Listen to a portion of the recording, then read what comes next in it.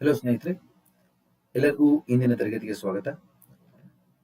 ನಾವು ಇವತ್ತು ನದಿಗಳ ಬಗ್ಗೆ ತಿಳಿಯೋಣ ಸ್ನೇಹಿತರೆ. ಮೊದಲಿಗೆ ನನ್ನ ಪರಿಚಯ. ನಾನು ಮೋಹನ್ ಕೃಷ್ಣ, ಭೂಗೋಳ ತಜ್ಞನಾಗಿ ಮತ್ತು ಅಸೋಸಿಯೇಟ್ ಪ್ರೊಫೆಸರ್ ಆಫ್ ಜಾಗ್ರಫಿ ಆಗಿ ಬ್ಯಾಂಗ್ಳೂರ್ ಯೂನಿವರ್ಸಿಟಿನಲ್ಲಿ ಬೋಧನೆ ಮಾಡ್ತಾ ಇದ್ದೇನೆ ಸ್ನೇಹಿತರೆ. ಹಲವಾರು ಪುಸ್ತಕಗಳನ್ನ ಬರೆದಿದ್ದೇನೆ ಮತ್ತು ಹಲವಾರು ದೇಶಗಳಿಗೆ ವಿಪತ್ತು ನಿರ್ವಹಣಾ ಸಲಹೆಗಾರನಾಗಿ ಕೆಲಸ ಮಾಡ್ತಾ ಇದ್ದೇನೆ. ತಾವು ಕಳೆದ ತರಗತಿಗಳಲ್ಲಿ ಭಾರತದ ಭೂ ಸ್ವರೂಪಗಳನ್ನು ನೋಡಿದ್ವಿ. 6 ಭೂ ಸ್ವರೂಪಗಳನ್ನ ನಾವು ನೋಡಿದ್ವಿ. ನಾವು ಇವತ್ತು ಭಾರತದಲ್ಲಿ ಯಾವ ತರ ನದಿಗಳಿದೆ, ಅದರ ನದಿ ಮಾದರಿ ಯಾವ ರೀತಿ ಇದೆ, ರಿವರ್ ಪ್ಯಾಟರ್ನ್ ಯಾವ ರೀತಿ ಇದೆ, ಅದರ ಜಲನಯನ ಪ್ರದೇಶ ಅಂದ್ರೆ ಏನು, ನದಿಗಳು ಯಾವ ಯಾವ ರೀತಿ ಭೂ ಸ್ವರೂಪಗಳನ್ನು ನಿರ್ಮಿಸುತ್ತವೆ ಅಂತ ಹೇಳಿ ನಾವು ಇಂದಿನ ತರಗತಿಯಲ್ಲಿ ತಿಳಿಯೋಣ ಸ್ನೇಹಿತರೆ. ನದಿ ಎಂದ ಕೂಡಲೇ ನಮಗೆ ಏನ್ ಗಮನಕ್ಕೆ ಬರಬೇಕು ಅಂದ್ರೆ, ಎತ್ತರವಾದ ಪ್ರದೇಶದಿಂದ ಇಳಿಜಾರಿಗೆ ನೈಸರ್ಗಿಕವಾಗಿ ನೀರು ಹರಿಯುವುದನ್ನು ನಾವು ನದಿ ಎಂದು ಕರೆಯುತ್ತೇವೆ. Natural flow of water from highlands to lowlands. ಎತ್ತರವಾದ ಪ್ರದೇಶ ಅಂದ್ರೆ ಬೆಟ್ಟಗಳ ಮೇಲೆ ಉಗಮವಾಗಿ ಅದು ಇಳಿಜಾರಿನಲ್ಲಿ ಹರಿದು ಬರುವಂತದ್ದು ಸ್ನೇಹಿತರೆ. ನೈಸರ್ಗಿಕವಾಗಿ ಇದನ್ನ ನಾವು ನದಿ ಎಂದು ಕರೆಯುತ್ತೇವೆ. ಸೊ ಎಲ್ಲಾ ದೇಶಗಳ ಎಲ್ಲಾ ನಾಗರಿಕತೆಯ ಜೀವರೇಖೆಗಳೆಂದು ನಾವು ಇದನ್ನ ಕರಿಬಹುದು. ಯಾಕೆಂದ್ರೆ ನೀರಿಲ್ಲದೆ ನಾವು ಏನು ಮಾಡಕ್ಕೆ ಆಗೋದಿಲ್ಲ ಅನ್ನೋ ಪರಿಸ್ಥಿತಿಯಲ್ಲಿ ಇದು. ನಾವು ಕುಡಿಯೋದಕ್ಕಾಗಿರ್ಬೋದು, ಯಾವ್ದಾದ್ರು ಕ್ಲೀನಿಂಗ್ ವಾಷಿಂಗ್ ಪರ್ಪಸ್ ಆಗಿರ್ಬೋದು, ಜಲ ಸಾರಿಗೆ ಆಗಿರ್ಬೋದು, ವಿದ್ಯುತ್ ಶಕ್ತಿ ಉತ್ಪಾದನೆ ಆಗಿರ್ಬೋದು, ಕೃಷಿ ಆಗಿರ್ಬೋದು, ಎಲ್ಲದಕ್ಕೂ ನೀರು ಬೇಕೇ ಬೇಕು ಸ್ನೇಹಿತರೆ. ಸೊ ನದಿಗಳು ಭೂಮಿಯ ಮೇಲಿರುವಂತ ಜೀವರೇಖೆಗಳು ಎಂದು ನಾವು ಇಲ್ಲಿ ಗಮನಿಸಬೇಕು. ಸೊ ಯಾವ ರೀತಿ ನದಿ ನಮ್ಗೆ ಉಪಯೋಗ ಇದೆ ಅದನ್ನೆಲ್ಲ ನಾನು ಏನ್ ಹೇಳಿದೆ ಅದನ್ನೆಲ್ಲ ನಾನು ಇಲ್ಲಿ ನಿಮ್ಗೆ ಇನ್ನೊಂದ್ಸರಿ ಗಮನ ಹರಿಸ್ಬೇಕು ಸ್ನೇಹಿತರೆ, ತಾವೆಲ್ಲರಲ್ಲಿ. ಸೊ ನದಿಗಳು ಇಲ್ಲಿ ಹುಟ್ಟುತ್ತೆ, ಅದನ್ನು ಉಗಮ ಸ್ಥಳ ಎಂದು ಕರೆಯುತ್ತೇವೆ ನಾವು. ಐದರ್ ಗ್ಲೇಷಿಯರ್ಸ್ ಹಿಮ ನದಿಗಳಿಂದ ಹುಟ್ಟುತ್ತೆ, ಇಲ್ಲ ಅಂದ್ರೆ ಸ್ಪ್ರಿಂಗ್ ಚಿಲುಮೆಗಳಿಂದ ಹುಟ್ಟುತ್ತೆ ಸ್ನೇಹಿತರೆ. ಹಲವಾರು ಚಿಕ್ಕ ಚಿಕ್ಕ ನದಿಗಳನ್ನ ನಾವು ಜರಿ ಅಥವಾ ತೊರೆಗಳೆಂದು ಕರೆಯುತ್ತೇವೆ. ಆ ಚಿಕ್ಕ ಚಿಕ್ಕ ತೊರೆಗಳು ಜರಿಗಳು ಒಂದಕ್ಕೊಂದು ಸೇರಿ ಒಂದು ದೊಡ್ಡ ನದಿ ಆಗುತ್ತೆ ಸ್ನೇಹಿತರೆ. ಅದನ್ನ ನಾವು ಇಂಗ್ಲಿಷ್ ನಲ್ಲಿ ರಿವರ್ಲೆಟ್ಸ್ ಅಂತ ಕರಿತೀವಿ. ಚಿಕ್ಕ ನದಿಗಳನ್ನ ರಿವರ್ಲೆಟ್ಸ್ ಅಥವಾ ಸ್ಟ್ರೀಮ್ಸ್ ಅಂತ ಕರಿತೀವಿ. ಅದು ಸೇರಿ ದೊಡ್ಡ ನದಿ ಆಗುವಂಥದ್ದು. ತಾವು ಅದನ್ನ ಈ ಪದಗಳನ್ನ ಗಮನಿಸಬೇಕು. ರಿವರ್ಲೆಟ್ಸ್ ಅಂದ್ರೆ ಏನು, ಸ್ಟ್ರೀಮ್ಸ್ ಅಂದ್ರೆ ಏನು ಅಂತ ಹೇಳಿ ನಾನು ಇಂಗ್ಲಿಷ್ ಪದಗಳನ್ನ ಕೊಡ್ತಾ ಇದ್ದೀನಿ ತಮ್ಮೆಲ್ಲರಿಗೂ. ಹಂಗೆ ಕನ್ನಡ ಪದಗಳು ಹೇಳಿದ್ದೀನಿ ಇಲ್ಲಿ. ತೊರೆ ಅಂತ ಹೇಳಿ ಕರಿತೀವಿ, ರಿವರ್ಲೆಟ್ಸ್, ಸ್ಟ್ರೀಮ್ಸ್ ಗಮನಿಸಿ ಇಲ್ಲಿ. ಸೊ ಚಲುಮೆ ಅಂದ್ರೆ ಏನು, ಗ್ಲೇಷಿಯರ್ ಅಂದ್ರೆ ಏನು ಅಂತ ನೋಡೋಣ ಇಲ್ಲಿ. ತಾವಿಲ್ಲಿ ಗಮನಿಸಬೇಕು. ಈ ತರ ಬೆಟ್ಟ ಗುಡ್ಡ ಪ್ರದೇಶ ಅಂದ್ರೆ ಹಿಮಾಲಯ ಪರ್ವತ ಆಗಿರ್ಬೋದು, ತುಂಬಾ ಎತ್ತರವಾದ ಪರ್ವತಗಳ ಮೇಲೆ ಯಾವಾಗ್ಲೂ ಹಿಮ ಕವಿದಿರುತ್ತೆ. ಆ ಹಿಮ ಎಷ್ಟೋ ವರ್ಷಗಳ ಕಾಲದಿಂದ ಸಂಗ್ರಹ ಆಗಿ ಹಿಮ ನದಿ ಆಗಿರುತ್ತೆ. ಆ ಹಿಮ ಕರಗ್ದಾಗ್ಲೆಲ್ಲ ಈ ತರ ಚಿಕ್ಕ ಚಿಕ್ಕ ನದಿಗಳು ಬರ್ತಾವೆ. ಅದನ್ನ ನಾವು ಹಿಮ ನದಿಗಳು ಬರುವಂತ ನದಿಗಳು ಅಂತ ಕರಿತೀವಿ. ಈ ತರ ನೋಡಿ ನದಿ ಬರ್ತಾ ಇದೆ, ಹಿಮ ಕರಗಿ ಬರ್ತಾ ಇರೋಂಥದ್ದು. ಹಿಮ ಏನಕ್ಕೆ ಕರಗ್ತಾ ಇದೆ, ಈ ತರ ಬಿಸಿಲಿಗೆ ಕರಗ್ತಾ ಇರ್ಬೋದು, ಇಲ್ಲಾಂದ್ರೆ ಗ್ಲೋಬಲ್ ವಾರ್ಮಿಂಗ್ ಇಂದ ಕರಗ್ತಾ ಇರ್ಬೋದು. ಈ ರೀತಿ ನದಿಗಳು ಉಗಮವಾಗ್ತವೆ ಬೆಟ್ಟ ಗುಡ್ಡ ಪ್ರದೇಶಗಳಲ್ಲಿ. ಸೊ ಹಿಮಾಲಯ ಪರ್ವತ ಏನಿದೆ ನಮ್ಮ ಭಾರತದ ಉತ್ತರದಲ್ಲಿ, ಹಲವಾರು ನದಿಗಳ ಉಗಮ ಸ್ಥಳ ಸ್ನೇಹಿತರೆ. 1,00,000ಕ್ಕಿಂತ ಹೆಚ್ಚು ನದಿಗಳು ಉಗಮವಾಗ್ತವೆ ಅಂತ ಹೇಳ್ತೀವಿ ನಾವು ಹಿಮಾಲಯ ಪರ್ವತಗಳಲ್ಲಿ ಮತ್ತು ಟಿಬೆಟ್ ಪ್ರಸ್ಥಭೂಮಿಯಲ್ಲಿ. ಸೊ ಹಿಮ ನದಿಗಳಿಂದ ನದಿಗಳು ಉಗಮವಾಗ್ತವೆ. ಅದಲ್ಲದೆ ಚಿಲುಮೆಗಳಿಂದ ಉಗಮವಾಗ್ತವೆ ಸ್ನೇಹಿತರೆ. ಚಿಲುಮೆ ಅಂದ್ರೆ ಯಾವಾಗ ಮಳೆ ಬೀಳುತ್ತೆ, ಮಳೆ ನೀರು ಭೂಮಿಯೊಳಗಿಳಿದು ಮಣ್ಣಿನ ಮುಖಾಂತರ ಸೋಸುವಿಕೆ ಅಂದ್ರೆ ಪರ್ಕ್ಯುಲೇಷನ್ ಆಗಿ ಸೀಪೇಜ್ ಆಗಿ ಕೆಳಗಡೆ ಹೋಗಿ ಶಿಲೆಗಳಲ್ಲಿ ಸಂಗ್ರಹ ಆಗುತ್ತೆ. ಆ ಶಿಲೆಗಳಲ್ಲಿ ಇರುವಂತಹ ರಂಧ್ರಗಳಲ್ಲಿ ಮತ್ತು ಬಿರುಕುಗಳಲ್ಲಿ ಸಂಗ್ರಹ ಆಗಿ ಅದೇ ಹೊರಗಡೆ ಬರುತ್ತೆ ಸ್ನೇಹಿತರೆ. ಈ ತರ ಚಿಲುಮೆಗಳಾಗಿ ಹೊರಗಡೆ ಬರುತ್ತೆ.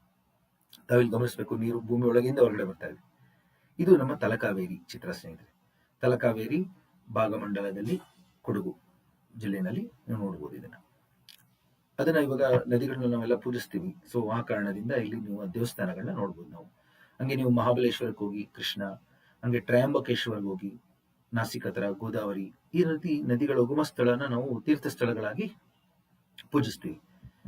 ತಾವು ಅದನ್ನ ಗಮನಿಸಬೇಕು. ಇಲ್ಲಿ ನೋಡಿ ಚಿಲುಮೆ ಯಾವ ರೀತಿ ಕಾಣುತ್ತೆ, ಭೂಮಿ ಒಳಗಿಂದ ನೀರು ಬರ್ತಾ ಇರೋದು, ಕಲ್ಲೊಳಗಿಂದ ಅದನ್ನ ನೀವು ನೋಡ್ಬೋದು.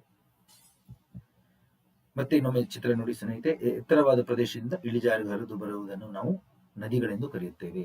Natural flow of water from highlands to ಲೋಲ್ಯಾಂಡ್ಸ್.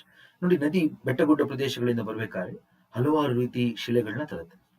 ಯಾಕೆಂದ್ರೆ ನಮ್ಮ ಬೆಟ್ಟಗುಡ್ಡ ಪ್ರದೇಶಗಳಲ್ಲಿ ರೂಪಾಂತರ ಶಿಲೆಗಳಿದೆ, ಮೆಟಮಾರ್ಫಿಕ್ ರಾಕ್ಸ್, ಅಗ್ನಿ ಶಿಲೆಗಳಿದೆ, ಇಗ್ನಿಯಸ್ ರಾಕ್. ಅದನ್ನೆಲ್ಲ ಕೊರೆದು ಸಾಗಿಸುತ್ತೆ ಸ್ನೇಹಿತರೆ. ಇದನ್ನೇ ನಾವು ಶೀತಲೀಕರಣ ಅಂತ ಕರೆಯೋದು ಅಥವಾ ನಗ್ನೀಕರಣ ಅಂತ ಕರಿತೀವಿ.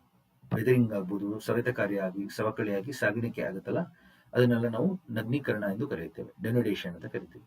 ತಾವಿಲ್ಲಿ ಗಮನಿಸಬೇಕು, ಎಲ್ಲ ಕಲ್ಬಡ್ಡೆ ಬರ್ತಾ ಇದೆ, ಅದೆಲ್ಲ ಉರುಳುತ್ತೆ ನೀರಿನಲ್ಲೇ, ಜೊತೆಗೆ ಉರುಳತ್ತಿಗೆ ಉಳ್ತಾ ಏನಾಗುತ್ತೆ, ಕಲ್ಲೆಲ್ಲ ಪುಡಿ ಪುಡಿ ಆಗುತ್ತೆ. ಅದಕ್ಕೆ ಅದನ್ನೇ ನಾವು ಮೆಕ್ಕಲ್ಲು ಅಂತ ಕರೆಯೋದು. ನದಿ ಸಾಗಿಸುವ ಮಣ್ಣಿಗೆ ಮೆಕ್ಕಲ್ ಎಂದು ಕರೆಯುತ್ತೇವೆ. ಆ ಮೆಕ್ಕಲ್ಲು ನದಿ ಎಡದಂಡೆ ಬಲದಂಡೆ ಎಲ್ಲ ಸಂಚಯನಗೊಂಡು ಮೆಕ್ಕಲ್ಲು ಮಣ್ಣಾಗುತ್ತೆ ಸ್ನೇಹಿತರೆ. ಅದನ್ನ ನಾವು ಮುಂದಕ್ಕೆ ನೋಡೋಣ. ತಾವು ಇಲ್ಲಿ ಗಮನಿಸಬೇಕು, ಯಾವ ರೀತಿ ಬೆಟ್ಟ ಗುಡ್ಡ ಪ್ರದೇಶಗಳಲ್ಲಿ ನದಿ ಹರಿತಾ ಇರ್ಬೇಕಾದ್ರೆ ಯಾವ ರೀತಿ ಹರಿತಾ ಇದೆ. ರಭಸವಾಗಿ ಹರಿದಾಗ ಏನಾಗುತ್ತೆ, ನದಿಯ ವೇಗ ಜಾಸ್ತಿ ಇರುತ್ತೆ ಮತ್ತು ಅದರ ಸವೆತಕಾರ್ಯ ಶಕ್ತಿ ಜಾಸ್ತಿ ಇರುತ್ತೆ, ಎರೋಸಿ ಪವರ್ ಜಾಸ್ತಿ ಇರುತ್ತೆ, ಕೊರೆಯುತ್ತೆ ನದಿ ಭೂಮಿನ ಕೊರೆಯುತ್ತೆ. ಅವಾಗ ಈ ತರ ಆಳವಾದ ಕಣಿವೆ, ವಿ ಆಕಾರದ ಕಣಿವೆಗಳು ನಿರ್ಮಾಣಗೊಳ್ಳುತ್ತೆ ಸ್ನೇಹಿತರೆ. ಈ ರೀತಿ ತಾವು ಗಮನಿಸಬಹುದು, ರಭಸ ಜಾಸ್ತಿ ಇದೆ ಮತ್ತೆ ಸಾಗಾಣಿಕೆ ಶಕ್ತಿ, ಕ್ಯಾರಿಂಗ್ ಕೆಪಾಸಿಟಿ ಜಾಸ್ತಿ ಇದೆ. ಸೊ ಆತರ ನದಿಗಳು ಬೆಟ್ಟ ಗುಡ್ಡ ಪ್ರದೇಶಗಳಿಂದ ಹರಿದು ಬಂದು, ಬೆಟ್ಟದಿಂದ ಇಳಿದು ಬಂದು ಈ ತರ ನೋಡಿ ಮೈದಾನಕ್ಕೆ ಬಂದು, ಮೈದಾನದಿಂದ ಕೊನೆಗೆ ಕರಾವಳಿ ತೀರ ಸೇರುತ್ತೆ. ಸೊ ನಾವು ನದಿ ಯಾವ ರೀತಿ ಹರಿಯುತ್ತೆ ಅದನ್ನ ನಾವು 3 ಭಾಗವಾಗಿ ವಿಂಗಡಣೆ ಮಾಡಬಹುದು. ನದಿಗಳ ಯೌವನಾವಸ್ಥೆ, ಯೂತ್ ಸ್ಟೇಜ್, ಮಧ್ಯವಸ್ಥೆ ಮತ್ತು ವೃದ್ಧಾಪ್ಯಾವಸ್ಥೆ ಅಂತ ಹೇಳಿ 3 ಹಂತವಾಗಿ ನಾವು ವಿಂಗಡಣೆ ಮಾಡಬಹುದು. ಸೊ ಈ ನದಿಗಳು ಬೆಟ್ಟ ಗುಡ್ಡ ಪ್ರದೇಶಗಳಲ್ಲಿ ಇಳಿದು ಬರುತ್ತಲ್ಲ, ಆ ಪ್ರದೇಶಕ್ಕೆ ಯೂತ್ ಸ್ಟೇಜ್ ಅಂತ ಕರಿತೀವಿ, ಮೊದಲನೇ ಹಂತ. ಸೊ ಅದಾದ್ಮೇಲೆ ಯಾವಾಗ ಮೈದಾನಕ್ಕೆ ಬರುತ್ತಲ್ಲ, ಅವಾಗ ನದಿ ವೇಗ ಕಮ್ಮಿ ಆಗೋಗುತ್ತೆ, ಯಾಕೆಂದ್ರೆ ಇಳಿಜಾರು ಸ್ಲೋಪ್ ಕಮ್ಮಿ ಇರುತ್ತೆ. ಅವಾಗ ನದಿ ನಿಧಾನ ಆಗುತ್ತೆ, ಹಲವಾರು ಉಪನದಿಗಳು ಬಂದು ಸೇರುತ್ತೆ. ಅದಕ್ಕೆ ಹಲವಾರು ಉಪನದಿಗಳು ಬಂದು ಸೇರಿದಾಗ ಏನಾಗುತ್ತೆ ನೋಡಿ, ಇದ್ರ ಜಲನಯನ ಪ್ರದೇಶ ನೋಡಿ ಯಾವ ರೀತಿ ಇದೆ, ಎಲ್ಲಾ ಕಡೆಯಿಂದ ನೀರು ಹಿಂಗ್ ಬರ್ತಾ ಇದೆ, ಒಳಮುಖವಾಗಿ ಬರ್ತಾ ಇದೆ ಹಿಂಗೆ. ಅದೆಲ್ಲ ನೀರೆಲ್ಲ ಚಿಕ್ಕ ಚಿಕ್ಕ ನದಿಗಳೆಲ್ಲ ಬಂದು ಸೇರಿ ನದಿ ಗಾತ್ರ ದೊಡ್ಡದಾಗುತ್ತೆ. ನೀರು ಯಾವಾಗ ಜಾಸ್ತಿ ಆಗುತ್ತೆ, ಮಣ್ಣು ಜಾಸ್ತಿ ಆಗುತ್ತೆ, ಅವಾಗ ತಿರುವಿಕೆಗಳು ಹೆಚ್ಚಾಗುತ್ತೆ, ನದಿ ಈ ತರ ಹಾವು ತರ ಹರಿಯುತ್ತೆ. ಅದನ್ನು ಗಮನಿಸ್ಬೇಕು ನಾವಿಲ್ಲಿ. ಅವಾಗ ಅದರಿಂದ ಆಗುವಂತ ಭೂ ಸ್ವರೂಪಗಳನ್ನ ನಾವು ನೋಡುவோம். ಅದು ಪ್ರವಾಹ ಆಗುತ್ತೆ, ಹಲವರಿಗೆ ಪ್ರವಾಹ ಆಗಿ ಪ್ರವಾಹ ಮೈದಾನ ಹೆಚ್ಚಾಗುತ್ತೆ, ಮೆಕ್ಕಲು ಮಣ್ಣು ಸಂಗ್ರಹ ಆಗುತ್ತೆ, ಕೊನೆಗೆ ಹೋಗಿ ನದಿ ಸಮುದ್ರ ಸೇರುತ್ತೆ ಸ್ನೇಹಿತರೆ. ಸೊ ನಮ್ಮ ಯೂತ್ ಸ್ಟೇಜ್ ನಲ್ಲಿ ನದಿಯ ವೇಗ ಜಾಸ್ತಿ ಇರೋದ್ರಿಂದ ಈ ತರ ವಿ ಆಕಾರದ ಕಣಿವೆಗಳನ್ನ ನಾವು ನೋಡಬಹುದು, ವಿ ಶೇಪ್ ವ್ಯಾಲಿ, ವಿ ಆಕಾರದ ಕಣಿವೆಗಳನ್ನ ನಾವು ಗಮನಿಸಬೇಕು. ಅದೇ ಮೆಚೂರ್ ಸ್ಟೇಜ್ ಅಲ್ಲಿ ಏನಾಗುತ್ತೆ, ನದಿ ಅಗಲ ಆಗ್ತಾ ಇರುತ್ತೆ, ಈ ತರ ಈ ಕಡೆ ಕೊರಿಯುತ್ತೆ, ಎಡದಂಡೆ ಮತ್ತು ಬಲದಂಡೆಯನ್ನು ಕೊರಿಯುತ್ತೆ ಸ್ನೇಹಿತರೆ, ಅಗಲ ಆಗುತ್ತೆ, ಯು ಆಕಾರ ಆಗುತ್ತೆ. ಇಲ್ಲಿ ಒಳಗೆ ಕೊರಿತಾ ಇದೆ, ಕೆಳಗೆ ಇಲ್ಲಿ ಅಗಲ ಆಗುತ್ತೆ. ಹಂಗೆ ಇಲ್ಲಿ ಹೋಗ್ತಾ ಕೊನೆ ಸ್ಟೇಜ್ ನಲ್ಲಿ ಏನಾಗೋಗುತ್ತೆ, ಕೊನೆ ಸ್ಟೇಜ್ ಈ ತರ ದೊಡ್ಡದಾಗೋಗುತ್ತೆ ನದಿ, ಅದು ಜಲನಯನ ಪ್ರದೇಶ ತುಂಬಾ ದೊಡ್ಡದಾಗುತ್ತೆ. ಇಲ್ಲಿ ಯೂತ್ ಸ್ಟೇಜ್ ನಲ್ಲಿ ಸವಕಳಿ ಜಾಸ್ತಿ ಇರುತ್ತೆ, ಎರೋಷನ್, ಸಂಚಯನ ಕಮ್ಮಿ, ಇಲ್ಲಿ ಸಂಚಯನ ಕಮ್ಮಿ, ಡೆಪಾಸಿಷನ್ ಕಮ್ಮಿ. ಇ ಅಂದ್ರೆ ಎರೋಷನ್, ಡಿ ಅಂದ್ರೆ ಡೆಪಾಸಿಷನ್. ಗಮನಿಸಿ ಅದನ್ನ, ಸವಕಳಿ, ಸಂಚಯನ. ಓಕೆ, ಇಲ್ಲಿ ಮೆಚೂರ್ ಸ್ಟೇಜ್ ಬರ್ತಿದಂಗೆ ಎರೋಷನ್ ಆಗ್ತಾ ಇರುತ್ತೆ ಸ್ವಲ್ಪ ಸ್ವಲ್ಪ, ಹಂಗೆ ಡೆಪಾಸಿಷನ್ ಆಗುತ್ತೆ. ಅದೇ ಕೊನೆ ಹಂತಕ್ಕೆ ಬಂದಾಗ ಎರೋಷನ್ ಕಮ್ಮಿ, ಸವಕಳಿ ಆಗದೇ ಇಲ್ಲ. ಇಲ್ಲಿ ಏನ್ ಜಾಸ್ತಿ ಇರುತ್ತೆ, ಡೆಪಾಸಿಷನ್ ಜಾಸ್ತಿ ಇರುತ್ತೆ, ಸಂಚಯನ ಜಾಸ್ತಿ ಇರುತ್ತೆ, ಎಲ್ಲ ಅದಕ್ಕೆ ದೊಡ್ಡ ಪ್ರವಾಹ ಮೈದಾನ ಕೊನೆ ಹಂತದಲ್ಲಿ ನಮಗೆ ನಿರ್ಮಾಣ ಆಗುತ್ತೆ. ಸೊ ಇದನ್ನ ಗಮನಿಸೋಣ ಸ್ನೇಹಿತರೆ. ಇದನ್ನ ಸಂಪೂರ್ಣವಾಗಿ ನದಿ ಯಾವ ರೀತಿ ಹರಿಯುತ್ತೆ ಬೆಟ್ಟಗುಡ್ಡ ಪ್ರದೇಶಗಳಿಂದ ಇಳಿಜಾರಿಗೆ ಅಂತ ಹೇಳಿ ನಾವು ಇದನ್ನ ಮೊದಲು ಬಾರಿ ಕೊಟ್ಟವರು ವಿಲಿಯಂ ಮಾರಿಸ್ ಡೇವಿಸ್ ಅಂತ ಹೇಳಿ ಒಬ್ಬರು ಭೂಗೋಳ ತಜ್ಞ. ಇವರು ಡಾರ್ವಿನ್ ಸಿದ್ಧಾಂತವನ್ನು ನೋಡಿ ಯಾವ ರೀತಿ ಒಂದು ಜೀವಿ ಯೌವನಾವಸ್ಥೆ, ಮಧ್ಯವಸ್ಥೆ ಮತ್ತು ವೃದ್ಧಾಪ್ಯಾವಸ್ಥೆಯನ್ನು ಹೊಂದಿರುತ್ತೆ, ಅದೇ ರೀತಿ ನದಿಗಳು ಕೂಡ, ನದಿಯ ಭೂ ಸ್ವರೂಪಗಳು ಕೂಡ 3 ಹಂತದಲ್ಲಿ ಇರುತ್ತೆ ಅಂತ ಹೇಳಿ ಇವರು ಡಾರ್ವಿನ್ ಇಂದ ಪ್ರೇರಣೆಗೊಂಡು ಈ ಸಿದ್ಧಾಂತ ಕೊಟ್ಟರು. ಯಾರು, ಡಬ್ಲ್ಯೂ ಎಂ ಡೇವಿಸ್ ಅವರು. ಸೊ ಅದನ್ನ ಗಮನಿಸಬೇಕು. ಆಮೇಲೆ ಇಲ್ಲಿ ನೋಡಿ, ಈ ನದಿ ಎಲ್ಲಿ ಹುಟ್ಟುತ್ತೆ ಅದನ್ನ ಸೋರ್ಸ್, ಗುಮಸ್ಥಳ, ಸೋರ್ಸ್ ಅಂತ ಕರಿತೀವಿ. ಎಲ್ಲೋಗಿ ಸೇರುತ್ತೆ ಅದನ್ನ ಮೌತ್, ಬಾಯಿ, ಸಮುದ್ರಕ್ಕೆ ಸೇರುತ್ತಲ್ಲ ಅದು ಕೊನೆಯದು. ಅದು ಬೆಟ್ಟ ಗುಡ್ಡ ಪ್ರದೇಶ, ಎತ್ತರವಾದ ಪ್ರದೇಶದಿಂದ ನೋಡಿ ಹರಿತಾ ಇದೆ, ಕರೆಕ್ಟ್ ಅಲ್ಲ? ಎತ್ತರವಾದ ಪ್ರದೇಶದಿಂದ ನ್ಯಾಚುರಲ್ ಆಗಿ ಸ್ವಾಭಾವಿಕವಾಗಿ ಇಳಿಜಾರಲ್ಲಿ ಹರ್ಕೊಂಡು ಬರುತ್ತೆ. ಎಲ್ಲಿವರೆಗೆ ಭೂಮಿ ಕೊರಿಯುತ್ತೆ ಅಂದ್ರೆ ಬೇಸ್ ಲೆವೆಲ್ ಆಫ್ ಎರೋಷನ್ ಅಂತ ಕರಿತೀವಿ. ನಮ್ಮ ಸಾಗರ ಮಟ್ಟ ಎಲ್ಲಿರುತ್ತೆ ಅಲ್ಲಿವರೆಗೂ ನದಿಗಳು ಕೊರಿಯುತ್ತೆ ಭೂಮಿನ. ಆಮೇಲೆ ಆ ಹಂತಕ್ಕೆ ಹೋಗ್ತಿದ್ದಂಗೆ ಹೋಗಿ ಸಮುದ್ರ ಸೇರುತ್ತೆ. ಅದನ್ನ ನಾವಿಲ್ಲಿ ಗಮನಿಸಬೇಕು. ಸೊ ಇಲ್ಲೂ ಗಮನಿಸಿ ಸ್ನೇಹಿತರೆ, ನದಿಗಳಿಂದ ಆಗುವಂತ ಭೂ ಸ್ವರೂಪಗಳನ್ನ ನಾನು ಇವತ್ತು ಡಿಸ್ಕಸ್ ಮಾಡ್ತಾ ಇದ್ದೇನೆ. ಬೆಟ್ಟ ಗುಡ್ಡ ಪ್ರದೇಶದಲ್ಲಿ ಹಿಮ ಬೀಳುತ್ತೆ, ಅದು ಸಂಗ್ರಹ ಆಗಿ ಹಿಮ ನದಿ ಆಗುತ್ತೆ. ಅದರಿಂದ ಬರುವಂತ ನದಿಗಳು ನೋಡಿ ನದಿಗಳಾಗುತ್ತೆ, ಜಲಪಾತಗಳಾಗುತ್ತೆ, ರ್ಯಾಪಿಡ್ಸ್ ಆಗುತ್ತೆ. ಅದನ್ನು ಗಮನಿಸ್ತೀವಿ. ಪ್ರತಿಯೊಂದು ನಾನು ಎಕ್ಸ್ಪ್ಲೇನ್ ಮಾಡ್ತೀನಿ ಯಾವ ರೀತಿ ಬೆಟ್ಟ ಗುಡ್ಡ ಪ್ರದೇಶದಿಂದ ಇಳಿಜಾರು ಇರೋದ್ರಿಂದ ಅದು ಹರಿದು ಬಂದು ಇಲ್ಲಿ ಈ ಪ್ರದೇಶದಲ್ಲಿ ನಾನು ಒಂದು ಲೇಸರ್ ಪಾಯಿಂಟರ್ ತಗೋತೀನಿ ನೋಡಿ ಇಲ್ಲಿ ಗ್ಲೇಷಿಯರ್ಸ್ ಗಮನಿಸಿ. ಬೆಟ್ಟ ಗುಡ್ಡ ಪ್ರದೇಶದಲ್ಲಿ ಹಿಮ ಬಿದ್ದಿರೋಂಥದ್ದು, ಹಿಮ ಬಿದ್ದಿರೋದೆಲ್ಲ ಹಿಮ ನದಿಗಳಾಗಿ ಹರಿದು ಬರ್ತಾ ಇದೆ ನೋಡಿ ಬೆಟ್ಟದಿಂದ. ಇಲ್ಲಿ ತುಂಬಾ ವೇಗವಾಗಿ ಹರಿತಾ ಇರುತ್ತೆ ನದಿ. ಅದಕ್ಕೆ ಜಲಪಾತಗಳು ಜಾಸ್ತಿ, ದೊಡ್ಡ ದೊಡ್ಡ ಜಲಪಾತಗಳು, ರ್ಯಾಪಿಡ್ಸ್ ಅಂತ ಕರೀತೀವಿ. ತುಂಬಾ ವೇಗವಾಗಿ ಹರಿಯೋದು, ನದಿ ವೇಗ ಜಾಸ್ತಿ ಇರುತ್ತೆ ಇಲ್ಲಿ. ಕಲ್ಬಂಡೆನ ಸಾಗಿಸುತ್ತೆ, ಮಣ್ಣನ್ನು ಸಾಗಿಸುತ್ತೆ, ಅದೆಲ್ಲ ಬಂದು ಇಲ್ಲಿ ಸಂಗ್ರಹ ಆಗುತ್ತೆ. ಈ ಭಾಗದಲ್ಲಿ ಸಂಗ್ರಹ ಆಗುತ್ತೆ, ಮೈದಾನದಲ್ಲಿ ಸಂಗ್ರಹ ಆಗುತ್ತೆ. ನಮಗೆ ಬಾಬರ್ ತರಾಯಿ ಅಂತ ಕರಿತೀವಿ ನಾವು, ಬಾಬರ್ ಪಟ್ಟಿ, ತರಾಯಿ ಪಟ್ಟಿ. ಅದು ಮೆಕ್ಕಲು ಮಣ್ಣಲ್ಲಿ ಕಾದರ್ ಬಂಗಾರ್ ಮಣ್ಣು, ಅದನ್ನು ತೋರಿಸ್ತೀನಿ ನಾನು. ಅದೆಲ್ಲ ನಾವಿಲ್ಲಿ ಕಾಣಬಹುದು. ನದಿ ಹೋಗ್ತಾ ಹೋಗ್ತಾ ಹೋಗ್ತಾ ಏನಾಗುತ್ತೆ, ಹಲವಾರು ಉಪನದಿಗಳು ಬರ್ತಾ ಇದೆ ನೋಡಿ. ಹಲವಾರು ಉಪನದಿಗಳೆಲ್ಲ ಬಂದು ಅದಕ್ಕೆ ಸೇರಿದಾಗ ನೋಡಿ, ಈ ತರ ಚಿಕ್ಕ ಇಲ್ಲೊಂದು ನದಿ ಬರುತ್ತೆ, ಇಲ್ಲೊಂದು ನದಿ ಬರುತ್ತೆ, ಇಲ್ಲೊಂದು ನದಿ ಬರುತ್ತೆ, ಈ ತರ ಹಲವಾರು ನದಿಗಳು ಉಪನದಿಗಳೆಲ್ಲ ಬಂದು ಸೇರುತ್ತೆ. ಒಂದು ನದಿಗೆ ಎಲ್ಲೆಲ್ಲಿಂದ ನೀರು ಬಂದು ಸೇರುತ್ತೆ ಅದನ್ನ ಜಲನಯನ ಪ್ರದೇಶ, ರಿವರ್ ಬೇಸಿನ್ ಅಂತ ಕರಿತೀವಿ. ರಿವರ್ ಬೇಸಿನ್ ನೋಡಿ, ಈ ತರ ಎಲ್ಲಾ ಕಡೆಯಿಂದ ನೀರು ಇಲ್ಲಿ ಬಂದು ಸೇರಿ ಇದು ಹೋಗಿ ಇಲ್ಲಿಗೆ ಸೇರ್ತಾರೆ. ಯಾಕಂದ್ರೆ ಇಳಿಜಾರು ಹಿಂಗೆ ಒಳಮುಖವಾಗಿದೆ, ಹಿಂಗೆ ಎಲ್ಲ ನೀರು ಬಂದು ಒಂದ್ ಕಡೆಗೆ ಸೇರ್ತಾರೆ. ಗೊತ್ತಾಯ್ತಲ್ಲ, ಇದನ್ನೇ ನಾವು ವಾಟರ್ ಶೆಡ್ ಅಂತ ಕರೆಯೋದು. ನಾನು ಪ್ರತಿಯೊಂದನ್ನೇ ತೋರಿಸ್ತೀನಿ ನನಗೆ. ವಾಟರ್ ಶೆಡ್ ಅಂದ್ರೆ ಏನು, ರಿವರ್ ಬೇಸಿನ್ ಅಂದ್ರೆ ಏನು ಅಂತ. ಓಕೆ, ಸೊ ಅದನ್ನ ಗಮನಿಸ್ಬೇಕು ತಾವೆಲ್ಲರೂ. ಇಲ್ಲಿ ಎಲ್ಲ ನದಿಗಳು ಉಪನದಿಗಳೆಲ್ಲ ಬಂದು ಸೇರಿದಾಗ ನದಿ ದೊಡ್ಡದಾಗುತ್ತೆ, ಪ್ರವಾಹ ಮೈದಾನ ಹೆಚ್ಚಾಗುತ್ತೆ ಈ ಭಾಗದಲ್ಲೆಲ್ಲ. ಅದಕ್ಕೆ ಇಲ್ಲೆಲ್ಲ ಪ್ರವಾಹ ಹಾಗೆ ಇಲ್ಲಿ ಮೆಕ್ಕಲು ಮಣ್ಣು ಸಂಗ್ರಹ ಆಗುತ್ತೆ ಸ್ನೇಹಿತರೆ. ನದಿ ಯಾವಾಗ ದೊಡ್ಡದಾಗುತ್ತೆ ಅದರ ತಿರುವಿಕೆಗಳು ಹೆಚ್ಚಾಗುತ್ತೆ. ಇಲ್ಲಿ ತಿರುವಿಕೆಗಳು ಹೆಚ್ಚಾಗಿ ಆಕ್ಸ್ಬೋ ಲೇಕ್ ಆಗಿರ್ಬೋದು, ಕೊನೆಗೆ ಹೋಗಿ ಡೆಲ್ಟಾ ಫಾರ್ಮ್ ಆಗೋದನ್ನೆಲ್ಲ ತಾವಿಲ್ಲಿ ಗಮನಿಸಿ. ನದಿ ಹೋಗಿ ಎಲ್ಲಾನು ತಗೊಂಡೋಗಿ ಮಣ್ಣನ್ನ ಸಮುದ್ರಕ್ಕೆ ಸೇರಿಸುತ್ತೆ.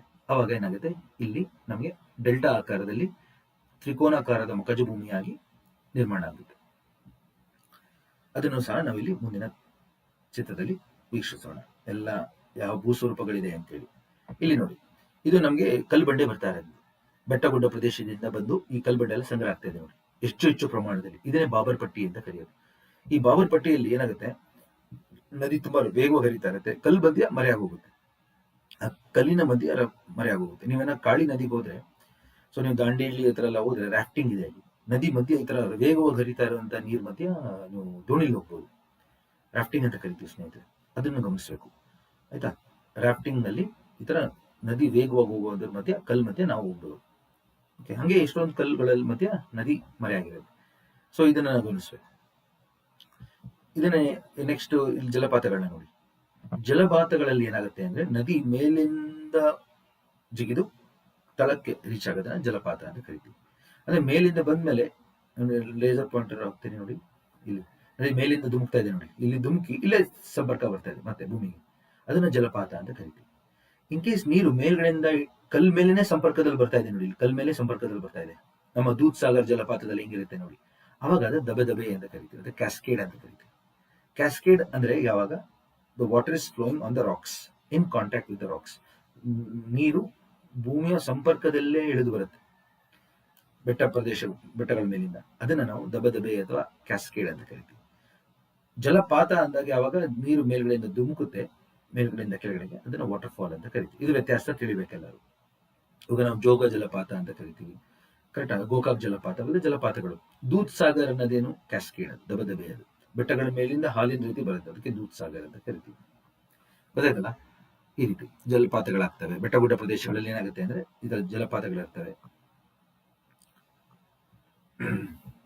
ಇಲ್ಲಿ ಮತ್ತೆ ಗಮನಿಸಿ ಸ್ನೇಹಿತರೆ, ಎರಡು ದೊಡ್ಡ ಮುಖ್ಯ ಜಲಪಾತಗಳನ್ನ ನಾನು ಇಲ್ಲಿ ವಿದೇಶಗಳಲ್ಲಿರುವಂತ ವಿಕ್ಟೋರಿಯಾ ಜಲಪಾತ ಗಮನಿಸಿ ತಾವೆಲ್ಲರೂ. ವಿಕ್ಟೋರಿಯಾ ಜಲಪಾತ ಎಲ್ಲಿದೆ, ಜಾಂಬೇಜಿ ನದಿ ಮೇಲಿದೆ, ಜಾಂಬಿಯಾ ಮತ್ತು ಜಿಂಬಾಬ್ವೆ ದೇಶಗಳ ಮಧ್ಯೆ ಬರುತ್ತೆ ನೋಡಿ. ತುಂಬಾ ಅಗಲವಾದ ಜಲಪಾತ ಇದು ವಿಕ್ಟೋರಿಯಾ ಜಲಪಾತ. ಹಂಗೆ ಎತ್ತರವಾದ ಜಲಪಾತದಲ್ಲಿ ಏಂಜಲ್ ಜಲಪಾತ ಚುರನ್ ನದಿ ಮೇಲಿದೆ, ವೆನೆಜುವೆಲಾ ದೇಶ ಸ್ನೇಹಿತರೆ. ಅತಿ ಎತ್ತರದ ಜಲಪಾತ ಅಂತಾನೆ ಕರೀತೀವಿ ನಾವು ಇದನ್ನ. 979 ಮೀಟರ್ಸ್ ಎತ್ತರ ಇದೆ ಇದು.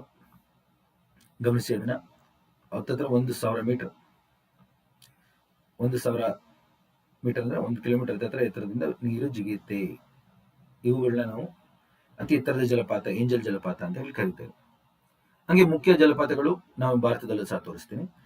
ಇಲ್ಲಿ ಗಮನಿಸಬೇಕಾದದ್ದು ಏನು ಅಂದ್ರೆ, ನಮ್ಮ ಹಿಮಾಲಯ ಪರ್ವತದಿಂದ ಬಂದಾಗ ನದಿಗಳು ತುಂಬಾ ವೇಗವಾಗಿ ಬರುತ್ತೆ. ಇಲ್ಲಿ ನದಿಯ ವೇಗ ಜಾಸ್ತಿ, ರಿವರ್ ವೆಲಾಸಿಟಿ, ವೇಗ ಜಾಸ್ತಿ.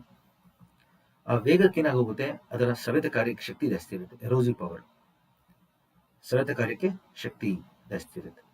ಹಂಗೆ ಆ ನದಿಯಿಂದ ನಮ್ಗೆ ಸಾಗಾಣಿಕೆ ಶಕ್ತಿ ಇರುತ್ತೆ, ತುಂಬಾ ಜಾಸ್ತಿ ಕಲ್ಲು ಮಣ್ಣನ್ನೆಲ್ಲ ಸಾಗಿಸುತ್ತೆ. ಕ್ಯಾರಿಂಗ್ ಕೆಪಾಸಿಟಿ, ಸಾಗಾಣಿಕೆ ಶಕ್ತಿ ಅಂತ ಕರಿತೀವಿ ಇದನ್ನ ನಾವು. ಅದನ್ನೆಲ್ಲ ಏನಾಗುತ್ತೆ, ಕಲ್ಲು ಮಣ್ಣನ್ನೆಲ್ಲ ತಗೊಂಡು ಇಲ್ಲಿ ಹಾಕುತ್ತೆ. ಇಲ್ಲಿ ಇಳಿಜಾರು ನೋಡಿ 15 ಡಿಗ್ರಿಗಿಂತ ಜಾಸ್ತಿ ಇದೆ. ಇಲ್ಲಿ ಇಳಿಜಾರು 15 ಡಿಗ್ರಿಗಿಂತ ಇಳಿಜಾರು ಜಾಸ್ತಿ ಇದೆ. ಇಲ್ಲಿ 15, 30, 40 ಹಂಗಿದೆ ಇಳಿಜಾರು. ಅದೇ ಇಲ್ಲಿ ಬರ್ತಿದ್ದಂಗೆ ಏನಾಗುತ್ತೆ ನೋಡಿ, 15 ಡಿಗ್ರಿ ಇಂದ 10 ಡಿಗ್ರಿ ಕೊಟ್ಟೋಗುತ್ತೆ ಗ್ರೇಡಿಯಂಟ್, ಇಳಿಜಾರು ಹಿಂಗಾಗೋಗುತ್ತೆ ಇಳಿಜಾರು. ಅವಾಗ ಏನಾಗುತ್ತೆ, ಅದು ತಂದಿರುತ್ತಲ್ಲ ಕಲ್ಲು ಬಂಡೆಗಳು ಅದನ್ನೆಲ್ಲ ಇಲ್ಲಿ ಸಂಗ್ರಹ ಮಾಡುತ್ತೆ. ಆ ಕಲ್ಲು ಬಂಡೆಗಳನ್ನ ನಾವು, ಆ ಪಟ್ಟಿಯನ್ನು ನಾವು ಬಾಬರ್ ಪಟ್ಟಿ ಅಂತ ಕರಿತೀವಿ. ಉತ್ತರ ಭಾರತದಲ್ಲಿ ಯುಪಿನಲ್ಲಿ ಮೇಪಾಳ್ ಭಾಗದಲ್ಲಿ ಉಪಯೋಗಿಸ್ತಾರೆ ಈ ಪಟ್ಟಿನ. ಅಂದ್ರೆ ಇಲ್ಲಿ ನಮ್ಮ ಚೆನಾಬ್ ನದಿ ತೀರದಿಂದ ಹಿಡಿದು ತೀಸ್ತಾ ನದಿ ತೀರದವರೆಗೂ ಇದೆ. ಇಲ್ಲಿ ಚೆನಾಬ್ ನದಿ ತೀರದಿಂದ, ಚೆನಾಬ್ ಎಲ್ಲಿ ಬರುತ್ತೆ ಹೇಳಿ, ಜಮ್ಮು ಭಾಗದಿಂದ ಇಲ್ಲಿ ತೀಸ್ತಾ ನದಿ ಇದೆ ನೋಡಿ, ಸಿಲಿಗುರಿ ತೀಸ್ತಾ ನದಿವರೆಗೂ ನಮಗೆ ಸತತವಾಗಿ ಈ ತರ ಒಂದೇ ಪಟ್ಟಿ ಮುಂದುವರಿಯುತ್ತೆ. ಬಾಬರ್ ಪಟ್ಟಿ ಅಂತ ಕರೀತಾರೆ. ಯಾಕಂದ್ರೆ ಹಲವಾರು ನದಿಗಳು ಬರ್ತವೆ ಶಿವಾಲಿಕ್ ಪರ್ವತದಿಂದ. ನಮ್ಮ ಶಿವಾಲಿಕ್ ಪರ್ವತದ ಕೊನೆ ಪರ್ವತ ಹಿಮಾಲಯದಲ್ಲಿ, ಅದರಿಂದ ನಮಗೆ ಈ ತರ ಬಾಬರ್ ಪಟ್ಟಿ ನಿರ್ಮಾಣ ಆಗುತ್ತೆ. ಆ ಬಾಬರ್ ಪಟ್ಟಿ ಮಧ್ಯೆ ಕಲ್ಲುಗಳ ಮಧ್ಯೆ ನದಿ ಹರಿಯುತ್ತೆ, ಮರೆಯಾಗೋಗುತ್ತೆ. ಕೆಲವೊಮ್ಮೆ ನಾವು ಕಲ್ಲುಗಳ ಮೇಲೆ ಕಾಲಿಟ್ಟು ದಾಟ್ಬೋದು ಅದನ್ನ, ಆ ರೀತಿ ಇರುತ್ತೆ. ಆ ನದಿ ಕಲ್ಲಿಂದ ಮರೆಯಾಗಿರೋ ನದಿ ಹೊರಗಡೆ ಬರುತ್ತೆ ನೋಡಿ, ಅವಾಗ ಮಣ್ಣನ್ನ ನೀರನ್ನ ಸಂಗ್ರಹ ಮಾಡುತ್ತಿದೆ. ಅದನ್ನೇ ನಾವು ತರಾಯಿ ಅಂತ ಕರಿತೀವಿ. ಓಕೆ, ಈ ಬಾಬರ್ ಪಟ್ಟಿ ಏನಿಲ್ಲ ಅಂದ್ರೆ ಒಂದು 10ರಿಂದ 15 ಕಿಲೋಮೀಟರ್ ನಮಗೆ ಸಿಗುತ್ತೆ ಸ್ನೇಹಿತರೆ. ಬೆಟ್ಟಗಳ ತಳದಲ್ಲಿ, ಬೆಟ್ಟಗಳ ತಳ ಅಂತ ಕರಿತೀವಲ್ಲ, ಅಥವಾ ಪರ್ವತ ಪಾದ ಅಂತ ಕರಿತೀವಿ ನೋಡಿ, ಆ ಪರ್ವತ ಪಾದದಲ್ಲಿ 10ರಿಂದ 15 ಕಿಲೋಮೀಟರ್ ವರೆಗೂ ಸಿಗುತ್ತೆ ನಮಗೆ. ಹಿಂಗೆ ಮುಂದಕ್ಕೆ, ಬೆಟ್ಟದಿಂದ ಮುಂದಕ್ಕೆ ಅದು ಕೆಳಗೆ ಒಂದು 5ರಿಂದ 10 ಕಿಲೋಮೀಟರ್ ತೆರಾಯಿ ಪ್ರದೇಶ ಸಿಗುತ್ತೆ. ಮಣ್ಣಿನ ಪ್ರದೇಶ ಇದು. ತೇವಾಂಶ ಹೆಚ್ಚಿರುತ್ತೆ, ಮಣ್ಣು ಫಲವತ್ತಾದ ಮಣ್ಣಿರುತ್ತೆ. ಈ ತರಾಯಿ ಮಣ್ಣಲ್ಲೇ ನಮಗೆ ತುಂಬಾ ಜಾಸ್ತಿ ಪೌಷ್ಟಿಕಾಂಶಗಳೆಲ್ಲ ಸಿಗಂಥದ್ದು, ಹಲವಾರು ಗಿಡಗಳು, ಮರಗಳು, ಸಸ್ಯಗಳೆಲ್ಲ ಬೆಳೆಯುತ್ತೆ ಸ್ನೇಹಿತರೆ. ಅದು ಕೂಡ ಕೊಟ್ಟಿದೆ ನೋಡಿ ಹಸಿರಲ್ಲಿ. ಈ ಕೆಂಪು ಬಣ್ಣದಲ್ಲಿ ಕೊಟ್ಟಿರೋದು ಬಾಬರ್ ಪಟ್ಟಿ, ಬಾಬರ್ ಕಲ್ಲಿನ ರಾಶಿ. ಈ ಹಸಿರಲ್ಲಿ ಕೊಟ್ಟಿರೋದು ತೆರಾಯಿ. ಇಲ್ಲ ನಾನು ಬರಿತಾ ಇದ್ದೀನಿ ನೋಡಿ, ಅದನ್ನ ನಾವು ತರಾಯಿ ಅಂತ ಕರಿತೀವಿ. ಈ ತರಾಯಿ ಭಾಗದಲ್ಲಿ ನಮ್ಗೆ ಇವಾಗ ಎಷ್ಟೊಂದು ಸಸ್ಯವರ್ಗಗಳು, ಸಂರಕ್ಷಿತ ತಾಣಗಳು, ನ್ಯಾಷನಲ್ ಪಾರ್ಕ್ ಅವೆಲ್ಲ ಇರೋದೆಲ್ಲ ಇಲ್ಲೇ. ರಾಜಾಜಿ, ಜಿಮ್ ಕಾರ್ಬೆಟ್, ದುಧ್ವಾ, ಫಿಲಿಬಿಟ್ ಕೇಳಿರ್ತಾರೆ ಎಲ್ಲರೂ, ಮಾನಸ್, ಕಾಜಿರಂಗ ಎಲ್ಲ ಬರೋದೆಲ್ಲ ಇದ್ರ ಮೇಲೆ. ಇದು ಸತತವಾಗಿ ತೀಸ್ತಾ ನದಿವರೆಗೂ ಬರುತ್ತೆ. ಅದಾದ್ಮೇಲಿಂದ ಈಶಾನ್ಯ ಭಾರತದಲ್ಲಿ ಏನಾಗುತ್ತೆ, ನದಿಗಳೆಲ್ಲೆಲ್ಲಿರುತ್ತೆ ಅಲ್ಲಿ ಮಾತ್ರ ದ್ವಾರ್ಸ್ ಅಂತ ಹೇಳಿ ಕರಿತೀವಿ. ದ್ವಾರ ಅಂದ್ರೆ ಬಾಗ್ಲು ಅಂತ. ನದಿಗಳೆಲ್ಲಿ ಬರುತ್ತೆ ಅಲ್ಲಿ ಮಾತ್ರ ಈ ತರ ಆಗುತ್ತೆ, ಆಯ್ತಾ. ಸೊ ಇದನ್ನ ಗಮನಿಸ್ಬೇಕು. ಅಂದ್ರೆ ಶಿವಾಲಿಕ್ ಪರ್ವತ ಇಲ್ಲಿ ಕೊನೆಗೊಳ್ಳುತ್ತೆ. ಶಿವಾಲಿಕ್ ಪರ್ವತ ನೇಪಾಳ ಮತ್ತು ಸಿಕ್ಕಿಂ ಅವರು ಕೊನೆಗೊಂಡಾಗ ಅಲ್ಲಿವರೆಗೂ ಮಾತ್ರ ಇದಿದೆ, ಇದು ಬಾಬರ್ ತರಾಯಿ. ಅದಾದ್ಮೇಲಿಂದ ಶಿವಾಲಿಕ್ ಪರ್ವತ ಇಲ್ಲಲ್ಲ, ಅಲ್ಲಿ ಎಲ್ಲೆಲ್ಲಿ ನದಿ ಬರುತ್ತೆ ಅಲ್ಲಿ ಮಾತ್ರ ನಮ್ಗೀಗ ಕಲ್ಬಂಡೆಗಳ ರಾಶಿ ಸಿಗುತ್ತೆ. ಬಾಬರ್ ಮತ್ತು ತರಾಯಿ ಪ್ರದೇಶ ತಾವು ಗಮನಿಸಬೇಕು. ಅದ್ರ ಬಗ್ಗೆ ಮಾಹಿತಿ ನಾನು ಕೊಡ್ತೀನಿ ಇಲ್ಲಿ ಮುಂದಕ್ಕೆ. ಇಲ್ಲಿ ಬೆಟ್ಟಗಳಿಂದ ಇಳಿಬೇಕಾದ್ರೆ ನೋಡಿ, ಬೆಟ್ಟಗಳಿಂದ ಇಳಿದಾಗ ನೋಡಿ ಮೈದಾನಕ್ಕೆ ಬರ್ತಾ ಇದೆ ನೋಡಿ. ಮೈದಾನಕ್ಕೆ ಬರ್ಬೇಕಾದ್ರೆ ನೋಡಿ, ಮಣ್ಣು ತಂದಿರುತ್ತಲ್ಲ ನದಿ, ಆ ತರಾಯಿ ಪ್ರದೇಶದಲ್ಲಿ ಈ ತರ ಅಲುವಿಯಲ್ ಕೋನ್ ಮತ್ತು ಅಲುವಿಯಲ್ ಫ್ಯಾನ್ ಫಾರ್ಮ್ ಆಗುತ್ತೆ ಸ್ನೇಹಿತರೆ. ಈ ತರ ಅಲುವಿಯಲ್ ಅಂದ್ರೆ ಮೆಕ್ಕಲು ಬೀಸಣಿಗೆ ಅಂತ ಕರಿತೀವಿ ನಾವು. ಮೆಕ್ಕಲು ಕೋನ ಅಂತ ಕರಿತೀವಿ ನಾವು. ಓಕೆ, ಆ ರೀತಿ ಒಂದು ಇದು ಫಾರ್ಮ್ ಆಗಿದೆ ನೋಡಿ, ಅಲುವಿಯಲ್ ಕೋನ್ ಮತ್ತು ಅಲುವಿಯಲ್ ಫ್ಯಾನ್. ಅದನ್ನು ಗಮನಿಸ್ಬೇಕು ತಾವು. ಮೆಕ್ಕಲು ಶಂಕು ಅಥವಾ ಮೆಕ್ಕಲು ಬೀಸಣಿಗೆ, ಅಲುವಿಯಲ್ ಫ್ಯಾನ್ ತರ ಕಾಣುತ್ತೆ ನೋಡಕ್ಕೆ. ನದಿ ಬಂದಿದ್ದು ಏನಾಗುತ್ತೆ ನೋಡಿ, ಈ ತರ ಹರಡ್ಬಿಡುತ್ತೆ. ನೀರು ಜಾಸ್ತಿ ಇರುತ್ತೆ ಅನ್ಕೊಳ್ಳಿ, ಅವಾಗೆಲ್ಲ ದೂರಕ್ಕೆ ಹರಡುತ್ತೆ ಮಣ್ಣು. ಹಿಂಗೆ ನೀರು ಜಾಸ್ತಿ ಇದ್ದಾಗ ಇದರಲ್ಲಿ. ಹಂಗೆ ಇದರದ್ದು ಗ್ರೇಡಿಯಂಟ್ ನೋಡಿ ಕಮ್ಮಿ, 3ರಿಂದ 4 ಡಿಗ್ರಿ ಅಷ್ಟೇ ಇದು, 3ರಿಂದ 4 ಡಿಗ್ರಿ. ಆದ್ರೆ ಇದು ಈ ತರ ಇಳಿಜಾರು ಇರುತ್ತೆ. ಇದ್ರಲ್ಲಿ ನೀರು ಕಮ್ಮಿ ಇದ್ರೆ, ಯಾವಾಗ ನೀರು ಜಾಸ್ತಿ ಇರುತ್ತೆ ಅವಾಗ ನಮಗೆ ಅಲುವಿಯಲ್ ಫ್ಯಾನ್ ಫಾರ್ಮ್ ಆಗುತ್ತೆ ಬೀಸಣಿಗೆ. ಯಾವಾಗ ನೀರು ಕಮ್ಮಿ ಇರುತ್ತೆ ಅವಾಗ ಅಲುವಿಯಲ್ ಕೋನ್ ಫಾರ್ಮ್ ಆಗುತ್ತೆ. ತಾವು ಇದನ್ನ ಗಮನಿಸಬೇಕು, ಆಯ್ತಾ. ಇವೆರಡನ್ನ ತಾವು ಇಲ್ಲಿ ಗಮನಿಸಿ. ಇಲ್ಲಿ ನೋಡಿ, ಇದನ್ನೇನು ಹೇಳಿದ್ದು ಬಾಬರ್ ಅಂತ ಹೇಳಿ. ಬಾಬರ್ ಕಲ್ಬಂಡೆಗಳ ಮಧ್ಯೆ ಮರೆಯಾಗಿರುತ್ತೆ. ಈ ತರ ಬಾಬರ್ ಪಟ್ಟಿಯಲ್ಲಿ ಕಲ್ಬಂಡೆಗಳಿರುತ್ತೆ, ನದಿಗಳು ಅದ್ರ ಮಧ್ಯ ಮರೆಯಾಗಿರುತ್ತೆ. ಇದು ಒಂದು ಬಾಬರ್ ಪಟ್ಟಿ. ಅದ್ರ ಬಗ್ಗೆ ನಾನು ಎಲ್ಲ ಮಾಹಿತಿ ಇಲ್ಲಿ ಹೇಳಿದ್ದೀನಿ. ನಾನು ಏನೇನು ಹೇಳಿದೆ ಅದನ್ನ ಕನ್ನಡದಲ್ಲಿ ಮತ್ತು ಇಂಗ್ಲಿಷ್ನಲ್ಲಿ ಕೊಟ್ಟಿದ್ದೀನಿ ಸ್ನೇಹಿತರೆ. ಇಲ್ಲಿ ತಾವು ಅದನ್ನ ಗಮನಿಸಬೇಕು. ಸೊ ಬಾಬರ್ನಲ್ಲಿ ಏನಾಗುತ್ತೆ, 10ರಿಂದ 15 ಕಿಲೋಮೀಟರ್ ಇರುತ್ತೆ. ಶಿವಾಲಿಕ್ ಬೆಟ್ಟಗಳ ತಪ್ಪಲಿನಲ್ಲಿ ಅಂದ್ರೆ ಪರ್ವತ ಪಾದದಲ್ಲಿ ಇರುತ್ತೆ. ಚೆನಾಬ್ ನದಿಯಿಂದ ತೀಸ್ತಾ ನದಿವರೆಗೂ ತಾವು ಅದನ್ನು ಗಮನಿಸಬೇಕು. ಇಲ್ಲಿ ಬಂಡೆಗಳ ನಡುವೆ ಹೊಳೆಗಳು ಕಣ್ಮರೆಯಾಗುತ್ತದೆ ಅಂತ ಹೇಳಿದೆ ನೋಡಿ. ನೀರು ಕಣ್ಮರೆಯಾಗುತ್ತೆ, ಕೃಷಿಗೆ ಸೂಕ್ತವಲ್ಲ, ಯಾಕಂದ್ರೆ ಕಲ್ ಬಂಡೆ ಅಲ್ಲ, ಇಲ್ಲಿ ಏನು ಬೆಳೆಯಕ್ಕಾಗಲ್ಲ. ಅದೇ ತರಾಯಿ ಮಣ್ಣು ಏನಿದೆ ನೋಡಿ, ಬಾಬರ್ ಪಟ್ಟಿ ದಕ್ಷಿಣದಲ್ಲಿದೆ. ಬಾಬರ್ ಪಟ್ಟಿ ಕಲ್ಗಳ ಕೆಳಗಡೆ 15ರಿಂದ 20 ಕಿಲೋಮೀಟರ್ಗೆ ಅಗಲ ಸಿಗುತ್ತೆ. ಇದು ಜೋಗು ಮಣ್ಣು ಅಂತ ಕರಿತೀವಿ, ಸ್ವ್ಯಾಂಪ್ ಮಣ್ಣು ಅಂತ ಕರಿತೀವಿ ನಾವು. ಮಾರ್ಷಿ ಸಾಯಿಲ್, ಒದ್ದೆ ಇರುತ್ತೆ, ಫಲವತ್ತತೆ ಹೆಚ್ಚಿರುತ್ತೆ. ಅತ್ಯಂತ ಫಲವತ್ತಾದ ಮಣ್ಣು, ದಟ್ಟವಾದ ಅರಣ್ಯ ಸಿಗುತ್ತೆ ಇಲ್ಲಿ ನಮಗೆ, ಮತ್ತು ಕೃಷಿಗೆ ಸೂಕ್ತವಾದ ಭೂಮಿ. ಇಲ್ಲಿ ಎಲ್ಲ ಕೃಷಿಗೆ ಮರಗಳನ್ನೆಲ್ಲ ಕಡಿದು ಈಗ ಕೃಷಿ ಮಾಡ್ತಾ ಇದ್ದಾರೆ, ಉತ್ತರ ಪ್ರದೇಶ, ಬಿಹಾರದಲ್ಲೆಲ್ಲ ಸ್ನೇಹಿತರೆ. ಇದು ಜೋಗು ಪ್ರದೇಶ, ತರಾಯಿ ಪ್ರದೇಶ ಆಯ್ತು. ಓಕೆ, ಅದನ್ನು ಇಂಗ್ಲೀಷಲ್ಲಿ ಸಹ ಕೊಟ್ಟಿದ್ದೀನಿ. ತಾವು ಕನ್ನಡ ಮತ್ತು ಇಂಗ್ಲೀಷಲ್ಲಿ ಎರಡರಲ್ಲೂ ನೋಟ್ಸ್ ಕೊಡ್ತಾ ಇರೋದ್ರಿಂದ ತಪ್ಪದೇ ಇದನ್ನೆಲ್ಲ ನಿಮ್ಮ ಸ್ನೇಹಿತರಿಗೂ ಶೇರ್ ಮಾಡಿ. ಇಲ್ಲಿ ನೋಡಿ, ಮತ್ತೆ ಇವಾಗ ನೋಡಿ ಬೆಟ್ಟಗಳನ್ನು ಇಳಿದಾಗಿದೆ ನದಿ. ಈಗ ಆ ಬೆಟ್ಟಗಳನ್ನು ಇಳಿದಾಗ ಇಲ್ಲಿ ನೋಡಿ ಎಡದಂಡೆ ಮತ್ತು ಬಲದಂಡೆಯಲ್ಲೆಲ್ಲ ಯಾವ ರೀತಿ ನೀವು ಗಮನಿಸಬೇಕು, ಮರಗಳೆಲ್ಲ ಬೆಳ್ಕೊಂಡಿದೆ.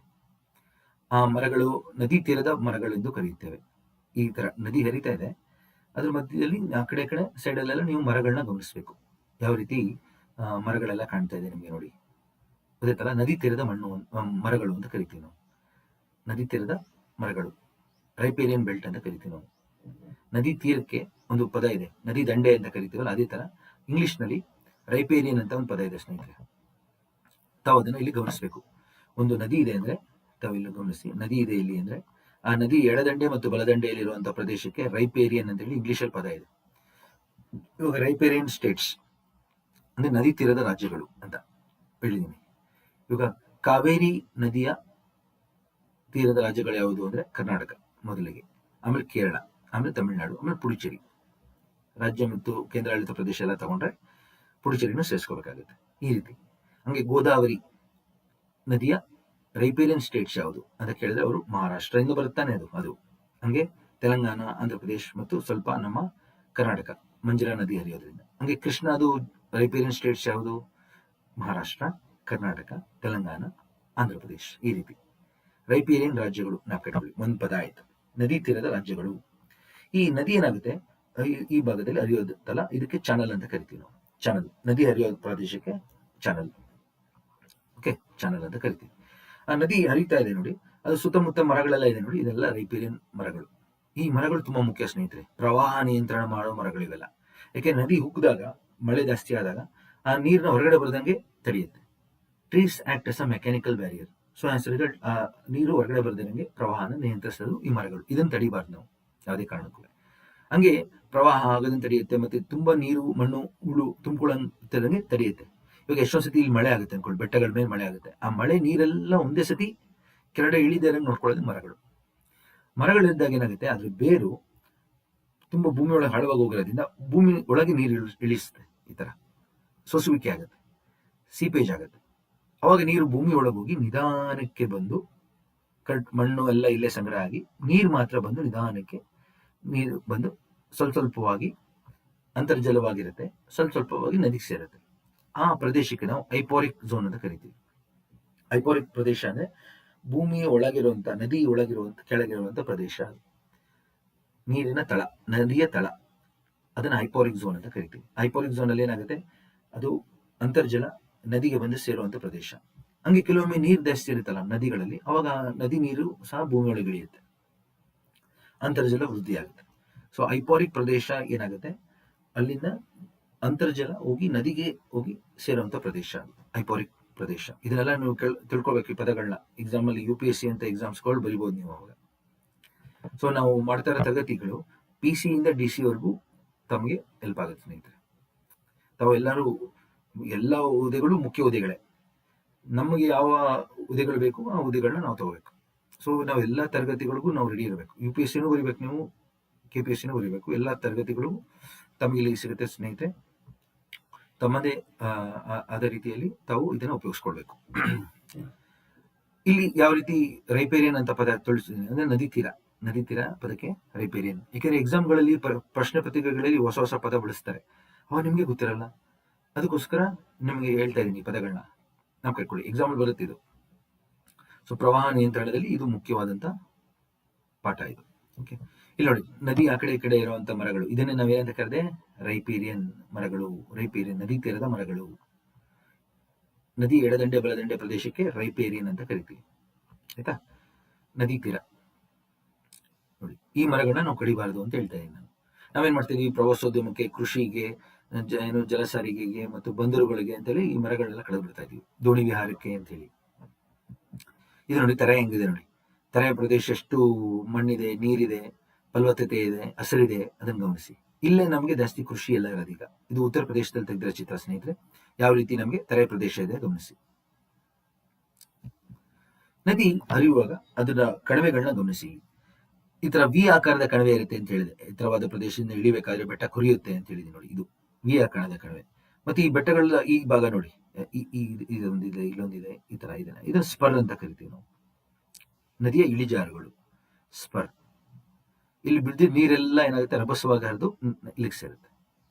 ಇಲ್ಲಿ ಬೀಳೋ ನೀರೆಲ್ಲ ಏನಾಗುತ್ತೆ, ರಭಸವಾಗಿ ಬಂದು ಇಲ್ಲಿ ಸೇರುತ್ತೆ. ಸ್ಪರ್ ಅಂತ ಕರಿತೀವಿ ನಾವು. ಸೊ ಏನಾಗುತ್ತೆ, ಹಲವಾರು ಚಿಕ್ಕ ಚಿಕ್ಕ ಜರಿಗಳು ಬರ್ತವೆ. ಫಸ್ಟ್ ಜರಿಗಳಿಂದ ಏನಾಗುತ್ತೆ, ಒಂದು ಚಿಕ್ಕ ಕಣಿವೆ ಫಾರ್ಮ್ ಆಗುತ್ತೆ. ಕಣಿವೆ ದೊಡ್ಡದಾಗಿ ದೊಡ್ಡ ಕಣಿವೆ ಆಗುತ್ತೆ. ಆ ರೀತಿ ಇದು ವಿ ಆಕಾರದ ಕಣಿವೆ, ವಿ ಶೇಪ್ ವ್ಯಾಲಿ. ಹಂಗೆ ಇದು ನೋಡಿ, ಯು ಆಕಾರದ ಕಣಿವೆ ಇದೆ. ಇದು ಯು ಆಕಾರದಲ್ಲಿ ಇದೆ, ಅಗಲವಾಗಿ ಯು ಆಕಾರದಲ್ಲಿ. ಅದನ್ನ ಕಂದರ ಅಂತ ಕರಿತೀವಿ, ಕ್ಯಾನಿಯನ್. ಈ ತರ ಯು ಆಕಾರದಲ್ಲಿ ಇದು ದೊಡ್ಡ ಕಂದರ ಇದ್ರೆ ಅದನ್ನ ಕ್ಯಾನಿಯನ್. ಇಲ್ಲಿ ನೋಡಿ, ಇದನ್ನು ಗಾರ್ಜ್ ಅಂತ ಕರಿತೀವಿ.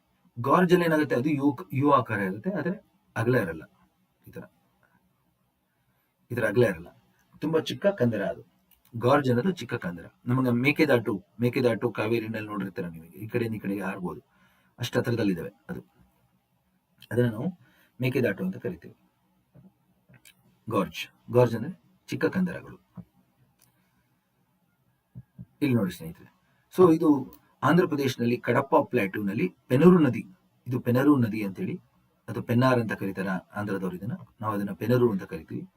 ಪೆನರು ನದಿ ನಂದಿ ಬೆಟ್ಟದಲ್ಲಿ ಹುಟ್ಟುತ್ತೆ ಸ್ನೇಹಿತರೆ. ನಂದಿ ಬೆಟ್ಟದಿಂದ ಹುಟ್ಟಿ ಕರ್ನಾಟಕದಿಂದ ಆಂಧ್ರ ಕಡೆಗೆ ಹರಿಯುತ್ತೆ. ಅವಾಗ ಇಲ್ಲಿ ಕಡಪ ಪ್ಲಾಟ್ಯೂನ ಭೇದಿಸಿ ಈ ತರ ಅದನ್ನ ಕೊರೆದು ಈ ತರ ಒಂದು ಯು ಆಕಾರದ ಕಂದರ ಫಾರ್ಮ್ ಆಗಿದೆ. ಇದನ್ನು ನಾವು ಗ್ರ್ಯಾಂಡ್ ಕ್ಯಾನಿಯನ್ ಆಫ್ ಇಂಡಿಯಾ ಅಂತ ಕರಿತೀವಿ, ದೇಶದ ಮಹಾಕಂದರ ಅಂತ ಕರಿತೀವಿ ಇದನ್ನ. ಇಲ್ಲಿ ಎರಡು ಕಡೆಗೂ ಕಲ್ಲಿನ ಕೋಟೆ ಇದೆ ಒಂದು, ಅದನ್ನ ನಾವು ಗಂಡಿ ಕೋಟ ಅಂತ ಕರಿತೀವಿ. ಕೋಟ ಅಂದ್ರೆ ಕೋಟೆ ತೆಲುಗುನಲ್ಲಿ, ಗಂಡಿ ಅಂದ್ರೆ ಕಲ್ಲು. ಕಲ್ಲಿನ ಕೋಟೆ ಇದೆ ಸ್ನೇಹಿತರೆ, 17ನೇ ಶತಮಾನದ ಕೋಟೆ ಇದೆ ಇಲ್ಲಿ, ಅದಕ್ಕೆ ಅದನ್ನ ಗಂಡಿ ಕೋಟ ಅಂತ ಕರಿತೀವಿ. Grand canyon of India. Penneru ನದಿ ಗಮನ ಇರಲಿಲ್ಲರು, ಇದು ಬಂದೇ ಬರುತ್ತೆ ಪ್ರಶ್ನೆ. ಗಂಡಿಕೋಟದಲ್ಲಿ ಹರಿಯುವ ನದಿ ಅದು ಪೆನರು ನದಿ. ಯಾವ ನದಿಯಿಂದ ಆಗಿರುವಂತ ಕಂದರ, ಮಹಾಕಂದರ ಪೆನರು ನದಿ ಕೇಳ್ತಾರೆ. ಇದೆಲ್ಲಿದೆ, ಆಂಧ್ರ ಪ್ರದೇಶ ದಕ್ಷಿಣ ಭಾಗ, ರಾಯಲಸೀಮಾ, ಜಮ್ಮಲಮಡುಗು ಅಂತ ಒಂದು ಊರಿದೆ, ಅಲ್ಲಿದೆ. ನೆಕ್ಸ್ಟ್, ನದಿ ಯಾವ ರೀತಿ ಸಾಗಿಸುತ್ತೆ? ಕೆಲವು ಕಡೆ ಕಲ್ ಬಂಡೆ ಸಾಗಿಸುತ್ತೆ, ಅದು ದೊಡ್ಡ ಕಲ್ ಬಂಡೆ ಉರುಳುತ್ತೆ ನದಿ ಒಳಗೆ. ಹಂಗೆ ಉಳ್ತಾ ಉಳ್ತಾ ಉಳ್ತಾ ಚಿಕ್ಕದಾಗುತ್ತೆ, ಕಲ್ಲಾಗುತ್ತೆ. ಆ ಕಲ್ಲುಗಳು ಉಳ್ತಾ ಏನಾಗುತ್ತೆ, ಒಂದಕ್ಕೊಂದು ಡಿಕ್ಕಿ ಹೊಡಿತವೆ, ಮತ್ತೆ ತಳನ ಕೊರಿತವೆ. ಅದನ್ನು ಗಮನಿಸಿ. ಹಂಗೆ ಎಷ್ಟೊಂದು ಪುಡಿ ಹೋಗುತ್ತೆ. ಪುಡಿಯಾಗಿ ಆ ಮಣ್ಣು ನೀರಲ್ಲೇ ತೆಲುತ್ತಿಗೆ. ಕೆಲವು ಖನಿಜಗಳು ಅದರಲ್ಲಿ ಇರೋಂಥದ್ದೆಲ್ಲ ಕರಗೋಗುತ್ತೆ. ಈ ರೀತಿ ನಮಗೆ 4 ತರ ನದಿಗಳು ಬೇರೆ ಬೇರೆ ರೀತಿ ಸಾಗಿಸುತ್ತೆ. ಟ್ರಾಕ್ಷನ್ ಅಂದ್ರೆ ಕಲ್ಲನ್ನು ಉರುಳು ಸೇವೆ ಟ್ರಾಕ್ಷನ್ ಅಂದ್ರೆ. ಸಾಲ್ಟೇಷನ್ ಅಂದ್ರೆ ಕಲ್ಲುಗಳು ಒಡೆದು ಒಂದಕ್ಕೊಂದು ಡಿಕ್ಕಿ ಹೊಡೆದು ಪುಡಿಯಾಗಿ ಉರುಳುವಂಥದ್ದು. ಸಸ್ಪೆನ್ಷನ್ ಅಂದ್ರೆ ನದಿ ಮಣ್ಣು ಕಲ್ಲೆಲ್ಲ ಪುಡಿಯಾಗಿ ಮಣ್ಣಾಗಿ ನೀರಲ್ಲಿ ಹೋಗೋದು. ನೋಡಿರ್ತೀರ ಒಂದ್ಸತಿ, ನೀರಲ್ಲಿ ಬರೀ ಮಣ್ಣಿರುತ್ತೆ, ಅದು ಸಸ್ಪೆನ್ಷನ್ ಅಂದ್ರೆ. ಕೊನೆಗೆ ಸೊಲ್ಯೂಷನ್ ಅಂದ್ರೆ ಎಲ್ಲ ಕರಗೋಗಿರುತ್ತೆ, ಅಲ್ಲಿರೋಂಥ ಖನಿಜಗಳೆಲ್ಲ ಕರಗೋಗಿ ನೀರಲ್ಲಿ ಹೋಗುತ್ತೆ. ಈ ರೀತಿ 4 ರೀತಿ ನದಿಗಳು ಮಣ್ಣನ್ನ ಸಾಗಿಸ್ತವೆ ಸ್ನೇಹಿತರೆ, ಆಯ್ತಲ್ಲ. ಸೊ ಅದು ನೋಡಿ, ನದಿಗಳಿಗೆ ಜಾಸ್ತಿ ನೀರು ಬಂದಾಗ, ಮಣ್ಣು ಬಂದಾಗ ಏನಾಗುತ್ತೆ, ಅದರ ತಿರುವಿಕೆಗಳು ಹೆಚ್ಚಾಗುತ್ತೆ. ಇದು ನೋಡಿ, ಬ್ರಹ್ಮಪುತ್ರ ಕ್ಯಾನಿಯನ್ ಅಂತ ಕರಿತೀವಿ ನಾವು, ಇಲ್ಲಿ ತೋರಿಸ್ತಾ ಇರೋದು. ನದಿಗೆ ತುಂಬಾ ಉಪನದಿಗಳು ಬಂದು ಸೇರಿ ಮಣ್ಣು ಜಾಸ್ತಿಯಾಗಿ, ನೀರು ಜಾಸ್ತಿಯಾಗಿ, ಲೋಡ್ ಜಾಸ್ತಿ ಆದಾಗ ಆ ಲೋಡ್ ನ ತಗೊಂಡು ಹೋಗಕ್ಕಾಗದೆ ಅದೇನಾಗುತ್ತೆ, ತಿರುವಿಕೆಗಳು ಹೆಚ್ಚಾಗುತ್ತೆ. ನೀವು ಕೆಲವೊಮ್ಮೆ ನಡೀತಾ ಇರ್ತೀರಾ, ನಿಮ್ಮ ಮೇಲೆ ಸ್ವಲ್ಪ ಬ್ಯಾಗ್ ಇದೆ, ಲಗೇಜ್ ಇದೆ ಅಂದ್ರೆ ಏನಾಗುತ್ತೆ, ಹಿಂಗ್ ತೂರಾಡ್ತೀವಲ್ಲ ಆ ತರ. ಹಂಗೆ ಇಲ್ಲಿ ನೋಡಿ, ನದಿಗಳ ತಿರುವಿಕೆ ಹೆಂಗಾಗಿದೆ. ಇನ್ನೊಂದು ವಿಷಯ ಗಮನಿಸಬೇಕು, ನದಿ ಯಾವ ರೀತಿ ಕೊರೆದಿದೆ ಗಮನಿಸಿ. ಅದು ಮೇಲ್ಗಡೆ ಇರುವಂತ ಸಾಫ್ಟ್ ಕಲ್ಗಳನ್ನ ಕೊರೆದಿದೆ, ಅದಾದ್ಮೇಲಿಂದ ಇರುವಂತ ಗಟ್ಟಿ ಕಲ್ಲನ್ನ ಕೊರೆದಿದೆ. ಈ ತರ ಕೊರೆದ್ಕೊಂಡು ಹೊರಗಡೆ ಹೋಗಿದೆ ನೋಡಿ. ಇದನ್ನ ನಾವು ಸೂಪರ್ ಇಂಪೋಸ್ ಡ್ರೈನೇಜ್ ಅಂತ ಕರಿತೀವಿ. ಸೂಪರ್ ಇಂಪೋಸ್ ಅಂದ್ರೆ ಒಂದಕ್ಕೊಂದು ತಳ ಕೊರೆದಿರುವಂತ ಪ್ರದೇಶಗಳು ಇವೆಲ್ಲ. ಯಾವ ರೀತಿ ಸಾಫ್ಟ್ ಕಲ್ನ ಕೊರೆದು ಹಂಗೆ ಗಟ್ಟಿ ಕಲ್ಲುಗಳನ್ನು ತಳ ರೀಚ್ ಆಗಿದೆ ನೋಡಿ ನದಿಯಲ್ಲಿ. ಇವುಗಳನ್ನ ನಾವು ಕಂದರ ಅಂತ ಕರೆಯೋದು, ಕ್ಯಾನಿಯನ್ ಅಂತ ಕರೆಯೋದು. ಜೊತೆಗೆ ನದಿಯ ತಿರುವಿಕೆಗಳನ್ನ ಗಮನಿಸಿ ಸ್ನೇಹಿತರೆ, ಯಾವ ರೀತಿ ತಿರುವಿಕೆಗಳಿದೆ ಅಂತ. ಸೊ ತಾವಿಲ್ಲಿ ಏನ್ ಗಮನಿಸಬೇಕು ಅಂದ್ರೆ, ನದಿ ತೀರದ ಮಣ್ಣು ಯಾವುದು ಅಂತ. ನದಿ ತೀರದ ಮಣ್ಣು ಯಾವ್ದಿರುತ್ತೆ, ಮೆಕ್ಕಲು ಮಣ್ಣು ಇರುತ್ತೆ. ನದಿ ಎಡದಂಡೆ ಮತ್ತು ಬಲದಂಡೆಯಲ್ಲಿ ಫಲವತ್ತಾದ ಮಣ್ಣು ಅದನ್ನ ಸಂಚಯನ ಮಾಡುತ್ತೆ. ನೀವು ನದಿ ಎಡದಂಡೆ ಬಲದಂಡೆ ಅಂದ್ರೆ ಈ ಕಡೆ ಕಾದರ್ ಅಂತ ಕರಿತೀವಿ ನಾವು ಅದನ್ನ. ತುಂಬಾ ಫಲವತ್ತಾದ ಮಣ್ಣು ಇದು, ನ್ಯೂ ಫರ್ಟೈಲ್ ಸಾಯಿಲ್. ಬಾಂಗರ್ ಅಂದಾಗ ಏನಾಗುತ್ತೆ, ಅದು ನದಿಯ ಮೇಲೆ ಇರುವಂತ ಪ್ರದೇಶ. ಅದು ನದಿ ಪ್ರವಾಹ ಆದಾಗ, ಉಕ್ಕಿ ಹರಿದಾಗ ಆ ಹಳೆ ಮೆಕ್ಕಲು ಮಣ್ಣನ್ನ ಇಲ್ಲಿ ಈ ರೀತಿ ಸಂಚಯನ ಮಾಡ್ಬಿಡುತ್ತೆ. ಅದು ಬೆಟ್ಟಗಳ ರೀತಿ ಅಥವಾ ಎತ್ತರವಾದ ಪ್ರದೇಶಗಳಲ್ಲಿ ಈ ತರ ಸಂಚಯನ ಮಾಡುತ್ತೆ. ಅದು ಬಾಂಗರ್ ಮಣ್ಣು ಸ್ನೇಹಿತರೆ. ಇದು ಪ್ರವಾಹ ಆದಾಗ ಸಂಚಯನ ಆಗುವಂತ ಮಣ್ಣಿದು. ನದಿಯಿಂದ ಎತ್ತರ ಇರುತ್ತೆ ಇದು. ಬಾಂಗರ್ ಮಣ್ಣು ಅಂತ ಕರಿತೀವಿ. ಇದರದ್ದು ಫಲವತ್ತತೆ ಕಮ್ಮಿ, ಲೆಸ್ ಫರ್ಟೈಲ್. ಇದು ಓಲ್ಡ್ ಹಳೆ ಮಣ್ಣು, ಇದು ಹಳೆ ಮಣ್ಣು ಇರುತ್ತೆ. ಬಟ್ ಇದು ಏನೋ ನದಿಯ ಎತ್ತರವಾದ ಪ್ರದೇಶ, ನದಿಯಿಂದ ದೂರ ಇರುತ್ತೆ ಬಾಂಗರ್ ಮಣ್ಣು. ಖಾದರ್ ಮತ್ತು ಬಾಂಗರ್ ಈ ಎರಡು ಮಣ್ಣುಗಳನ್ನ ತಾವು ಗಮನಿಸಬೇಕು. ಇದರ್ಥ ಆದರೆ ನಾವು ಮುಂದಿನ ತರಗತಿಗಳಲ್ಲಿ ಭಾರತದ ಎಲ್ಲ ನದಿಗಳು ನೋಡ್ಬೋದು. ಸೊ ಖಾದರ್ ಮತ್ತು ಬಾಂಗರ್ ಪಟ್ಟಿ ಬಗ್ಗೆ ಇಲ್ಲಿ ಹೇಳಿದೆ ನೋಡಿ. ಬಾಂಗರ್ ಮಣ್ಣು ಹಳೆಯ ಮಣ್ಣು, ಪ್ರವಾಹ ಬಯಲು ಪ್ರದೇಶಗಳಲ್ಲಿ ಕಂಡುಬರುತ್ತೆ, ಅಂದ್ರೆ ಪ್ರವಾಹ ಮೈದಾನಗಳಲ್ಲಿ. ಕಡಿಮೆ ಫಲವತ್ತಾದ ಮಣ್ಣು. ಇದರಲ್ಲಿ ಕ್ಯಾಲ್ಸಿಯಂ ಪ್ರಮಾಣ ಇರುತ್ತೆ, ಕಂಕರ್ ಅಂತ ಕರಿತೀವಿ ಸ್ನೇಹಿತರೆ. ಕ್ಯಾಲ್ಸಿಯಂ ಪ್ರಮಾಣ ಅಂದ್ರೆ ವೈಟ್ ಕ್ಯಾಲ್ಸಿಯಂ ಅಂಶಗಳಿರುತ್ತೆ. ಇಲ್ಲಿ ಶೆಲ್ ಇರುತ್ತಲ್ಲ, ಅದೆಲ್ಲ ಸೇರಿ ಈ ತರ ಇರುತ್ತೆ. ಹಂಗೆ ಪಶ್ಚಿಮ ಬಂಗಾಳದಲ್ಲಿ ಬಲಿಂದ್ ಬಯಲು ಅಂತ ಕರೀತಾರೆ ಇದನ್ನ. ಮಹಾನಂದ ನದಿ ಅಂತ ಇದೆ ಪಶ್ಚಿಮ ಬಂಗಾಳದಲ್ಲಿ. ಒಂದು ಮಹಾನಂದ ನದಿ ಹೋಗಿ ಗಂಗಾ ಸೇರುತ್ತೆ. ಆ ನದಿ ಬಲಗಡೆ ಎಲ್ಲ ನಮಗೆ ಬಲಿಂದ್ ಬಯಲು ಅಂತ ಕರಿತೀವಿ ಅದನ್ನ. ಅದು ಫೇಮಸ್ ಅದು ಆ ಭಾಗದಲ್ಲಿ, ಹಳೆ ಮೆಕ್ಕಲು ಮಣ್ಣು.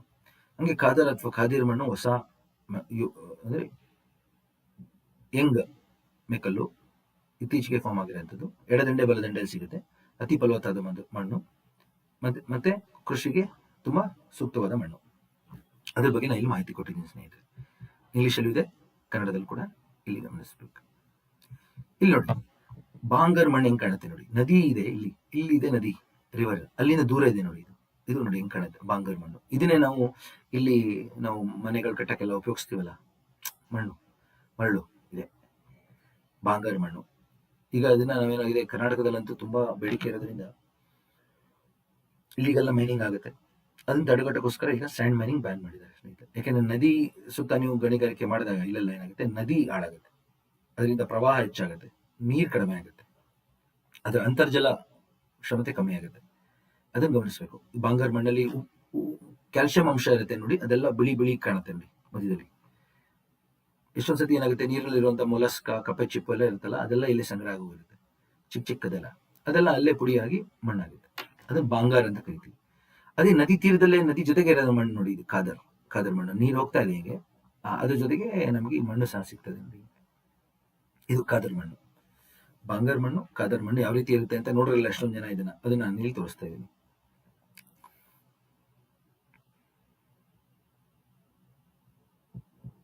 ಸೊ ನದಿಗಳು ತಿರುವಿಕೆ ಹೆಚ್ಚಾದಾಗ ನೋಡಿ ಏನಾಗುತ್ತೆ. ಇವಾಗ ನದಿ ಹಿಂಗ್ ಹೋಗ್ತಾ ಇದೆ, ಅದರ ತಿರುವಿಕೆ ಹೆಚ್ಚಾದಾಗ ನೋಡಿ ಹಿಂಗ್ ತಿಳ್ಕೊಳ್ಳುತ್ತೆ.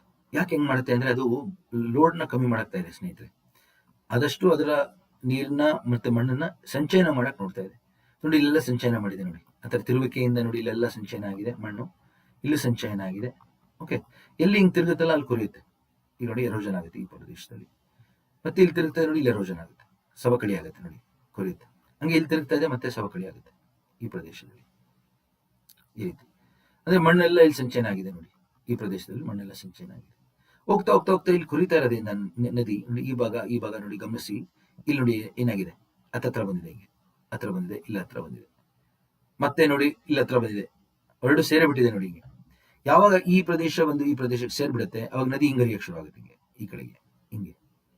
ಅವಾಗ ಇದಿಷ್ಟು ಈ ನೀರೇನಿದೆ ಅದಷ್ಟು ನದಿ ಜೊತೆ ಸಂಪರ್ಕ ಕಳ್ಕೊಳ್ಳುತ್ತೆ. ಅವಾಗ ನಮ್ಗೆ ಆಕ್ಸ್ಬೋ ಲೇಕ್ ವಿಕಾಸಗೊಳ್ಳುತ್ತೆ ಸ್ನೇಹಿತರೆ. ನೋಡಿ, ಇದಿಷ್ಟು ನೀರು ಏನಿದೆ ನದಿಯಿಂದ ಬೇರ್ಪಟ್ಟಿದೆ, ನದಿಯಿಂದ ಸಂಪರ್ಕ ಕಳ್ಕೊಂಡಿದೆ. ಇದನ್ನೇ ನಾವು ಆಕ್ಸ್ಬೋ ಲೇಕ್ ಅಂತ ಕರೆಯೋದು, ಆಕ್ಸ್ಬೋ ಲೇಕ್. ಉತ್ತರ ಮಹಾಮೈದಾನಕ್ಕೆ ಹೋದ್ರೆ ನಿಮ್ಗೆ ಗಂಗಾ ನದಿ ಮೇಲೆ ಹಲವಾರು ಆಕ್ಸ್ಬೋ ಲೇಕ್ಗಳಿದೆ ಸ್ನೇಹಿತರೆ. ಏಷ್ಯಾದ ಅತಿ ದೊಡ್ಡ ಆಕ್ಸ್ಬೋ ಲೇಕ್ ಕನ್ವರ್ ಸೇನ್ ಲೇಕ್ ಅಂತ ಇದೆ, ಅದನ್ನು ಸಹ ತಾವು ಗಮನ ಇಟ್ಕೊಳ್ಬೇಕು. ಕನ್ವರ್ ಸೇನ್ ಲೇಕ್ ಬಿಹಾರದಲ್ಲಿ, ಕನ್ವರ್ ಸೇನ್ ಲೇಕ್ ಬಿಹಾರ್, ಗಂಗಾ ನದಿಯಿಂದ ಆಗಿರುವಂತ ಆಕ್ಸ್ಬೋ ಲೇಕ್ ಸ್ನೇಹಿತರೆ. ಆಕ್ಸ್ಬೋ ಲೇಕ್ ಬಿಹಾರಲ್ಲಿದೆ. ಗಂಗಾ ನದಿ, ಯಾವ ನದಿ? ಗಂಗಾ ನದಿ. ತಾವು ಇದನ್ನ ಇಲ್ಲಿ ಮರಿಬಾರ್ದು, ಇದನ್ನ ಕೇಳ್ತಾರೆ ಪರೀಕ್ಷೆಯಲ್ಲಿ. ಇಲ್ಲಿ ನೋಡಿ ಯಾವ ರೀತಿ ಆಕ್ಸ್ಬೋ ಲೇಕ್ ಆಗುತ್ತೆ ಅಂತ ನಾನು ತೋರಿಸ್ತೀನಿ ನೋಡಿ. ಇಲ್ಲಿ ನೋಡಿ ನದಿಗಳು ಯಾವ ರೀತಿ ಒಂದಕ್ಕೊಂದು ಸೇರ್ತಾ ಇದೆ, ಆಮೇಲೆ ಅದರಿಂದ ನಿಮಗೆ ಇಲ್ಲಿ ಆಕ್ಸ್ಬೋ ಲೇಕ್ ಯಾವ ರೀತಿ ವಿಕಾಸ ಆಯಿತು ಅದನ್ನು ಗಮನಿಸಿ. ನದಿ ಈ ತರ ಮಾಡಿದಾಗ ಏನಾಗುತ್ತೆ, ಅದ್ರ ನೀರ್ ಲೋಡ್ ಕಮ್ಮಿ ಆಗುತ್ತೆ, ಮಣ್ಣು ಲೋಡ್ ಕಮ್ಮಿ ಆಗುತ್ತೆ, ಮತ್ತು ನದಿ ಮುಂದಕ್ಕೆ ಹರಿಬಹುದು. ಒಂದು ನದಿ ಹರಿತಾ ಇದೆ ಅಂದ್ರೆ ಅದು ಸುತ್ತಮುತ್ತ ಫಲವತ್ತತೆ ಹೆಚ್ಚಾಗುತ್ತೆ ಸ್ನೇಹಿತರೆ. ಅಲ್ಲಿ ಮಣ್ಣು ಸಂಗ್ರಹ ಆಗುತ್ತೆ, ಅಲ್ಲಿ ಗಿಡಗಳು ಬೆಳೆಯುತ್ತೆ ನೈಸರ್ಗಿಕವಾಗಿ. ಅದನ್ನ ನಾವು ಲೋಟಿಕ್ ಇಕೋಸಿಸ್ಟಮ್ ಅಂತಾನೆ ಕರಿತೀವಿ. ಒಂದು ನದಿಯ ಸುತ್ತ ಇರುವಂತ, ನದಿಗೆ ಸಂಬಂಧಿಸಿದಂಥ ಪರಿಸರ ವ್ಯವಸ್ಥೆಯನ್ನು ನಾವು ಲೋಟಿಕ್ ಇಕೋಸಿಸ್ಟಮ್ ಅಂತ ಕರಿತೀವಿ. ಅಲ್ಲಿರುವಂಥ ಜೀವಿಗಳು, ಗಿಡಗಳು, ಪ್ರಾಣಿಗಳನ್ನೆಲ್ಲನೂ ಲೋಟಿಕ್ ಇಕೋಸಿಸ್ಟಮ್ ಅಂತ ಕರಿತೀವಿ ನಾವು. ನದಿಗೆ ಸಂಬಂಧಪಟ್ಟಂತ ಜೀವ ವ್ಯವಸ್ಥೆಯನ್ನು, ಪರಿಸರ ವ್ಯವಸ್ಥೆಯನ್ನು ನಾವು ಲೋಟಿಕ್ ಇಕೋಸಿಸ್ಟಮ್ ಅಂತ ಕರಿತೀವಿ. ಗಮನಿಸ್ಬೇಕು ಅದನ್ನ ತಾವೆಲ್ಲರೂ. ಇಲ್ಲಿ ಎಷ್ಟು ಹಸಿರೆಲ್ಲ ಇದೆ ನೋಡಿ. ಮತ್ತೆ ಇಲ್ಲಿ ನೋಡಿ ಯಾವ ರೀತಿ ಇದೆ. ಇನ್ನೊಂದು ನದಿ ಇದು. ನದಿ ಹರಿವಾಗ ಅದರದೇ ಒಂದು ದ್ವೀಪ ಫಾರ್ಮ್ ಆಗುತ್ತೆ ನೋಡಿ. ಇಲ್ಲೊಂದು ಚಿಕ್ಕದೊಂದು ದ್ವೀಪ ಫಾರ್ಮ್ ಆಗುತ್ತೆ. ಹಂಗೆ ನದಿ ಹರಿತಾ ಇದೆ ಮುಂದಕ್ಕೆ. ಆಕ್ಸ್ಬೋ ಲೇಕ್ ಆಯ್ತು. ಈ ರೀತಿ ನದಿ ಹೋಗ್ತಾ ಹೋಗ್ತಾ ಹೋಗ್ತಾ ಏನಾಗುತ್ತೆ, ಅದು ನದಿ ಒಂದು ರೀತಿ ನಾವು ಇವಾಗ ಆರ್ಟಿಸ್ಟ್ ಅಂತ ಕರಿತೀವಲ್ಲ, ಕಲಾವಿದರು ಅಂತ ಕರಿತೀವಲ್ಲ, ಯಾವ ರೀತಿ ಬೇರೆ ಬೇರೆ ಕಲೆಯನ್ನು ಅವರು ಪ್ರತಿದಿನ ಮಾಡ್ತಾರೆ, ಅದೇ ತರ ಈ ನದಿಗಳು ಒಂದು ಒಂದು ಕಲಾವಿದ ಅಂತ ಹೇಳ್ಬೋದು ಸ್ನೇಹಿತರೆ. ಎಲ್ಲ ತರ ಪ್ರಕೃತಿಯನ್ನು ಹೊಸ ಹೊಸ ರೀತಿ ಸೃಷ್ಟಿಸೋದು ನದಿಗಳು. ಇದಲ್ಲದೆ ತಾವು ಇದನ್ನು ಗಮನಿಸಿ, ಇದನ್ನ ಪಾಟೋಲ್ ಅಂತ ಕರಿತೀವಿ ನಾವು. ರಸ್ತೆಗಳಲ್ಲಿ ಇರುತ್ತೆ ನೋಡಿ ಪಾಟೋಲ್, ಕಂದರಗಳು. ಅದೇ ತರ ನದಿ ಸಹ ಸೃಷ್ಟಿಸುತ್ತೆ. ಏನ್ ಮಾಡುತ್ತೆ, ನದಿ ಹೋಗ್ತಾ ಹೋಗ್ತಾ ಏನಾಗುತ್ತೆ, ಕಲ್ಲನ್ನ ತಗೊಂಡು ಹೋಗುತ್ತೆ. ಆ ಕಲ್ಲು ಹೋಗ್ತಾ ಹೋಗ್ತಾ ಹೋಗ್ತಾ ಏನಾಗುತ್ತೆ, ತಳಕ್ ಕೊರಿಯುತ್ತೆ. ತಳಕ್ ಕೊರೆದು ಏನಾಗುತ್ತೆ, ಇದು ರೌಂಡ್ ಹಳ್ಳ ಫಾರ್ಮ್ ಆಗೋಗುತ್ತೆ. ಯಾಕೆ ನದಿನಲ್ಲಿ ಹೋಗ್ತಾ ಇರುವಂತ ಕಲ್ಲು ಸುಮ್ಮನೆ ಹೋಗಲ್ಲ, ಅದು ತಳ ಕೊಡಿಯುತ್ತೆ, ಒಂದಕ್ಕೊಂದು ಡಿಕ್ಕಿ ಹೊಡಿಯುತ್ತೆ. ಆ ಡಿಕ್ಕಿ ಹೊಡೆದು ಒಂದಕ್ಕೊಂದು ಕಲ್ಲುಗಳು ಒಂದಕ್ಕೊಂದು ರಭಸಕ್ಕೆ ಈ ತರ ಚಿಕ್ಕ ಚಿಕ್ಕ ಕಂದರಗಳನ್ನ ಕೊರಿಯುತ್ತೆ ನದಿ ತಳದಲ್ಲಿ. ನದಿ ನೀರು ಬತ್ತೋದಾಗ ಕಾಣುತ್ತೆ ನಮ್ಗೆ, ಇಲ್ಲಾಂದ್ರೆ ಕಾಣಲ್ಲ. ಇಂಥ ಜಾಗದಲ್ಲಿ ಸ್ನೇಹಿತರೆ ಸುಳಿಗಳು ಫಾರ್ಮ್ ಆಗೋದು. ನೀರು ಹೋಗ್ತಾ ಇರುತ್ತಲ್ಲ, ಆ ಹಳ್ಳದಲ್ಲಿ ಏನಾಗುತ್ತೆ, ನದಿ ನೀರು ತೆಗೆದ್ಬಿಡುತ್ತೆ, ಅವಾಗ ಸುಳಿ ಫಾರ್ಮ್ ಆಗುತ್ತೆ. ನಾವು ಗಮನಿಸ್ಬೇಕು.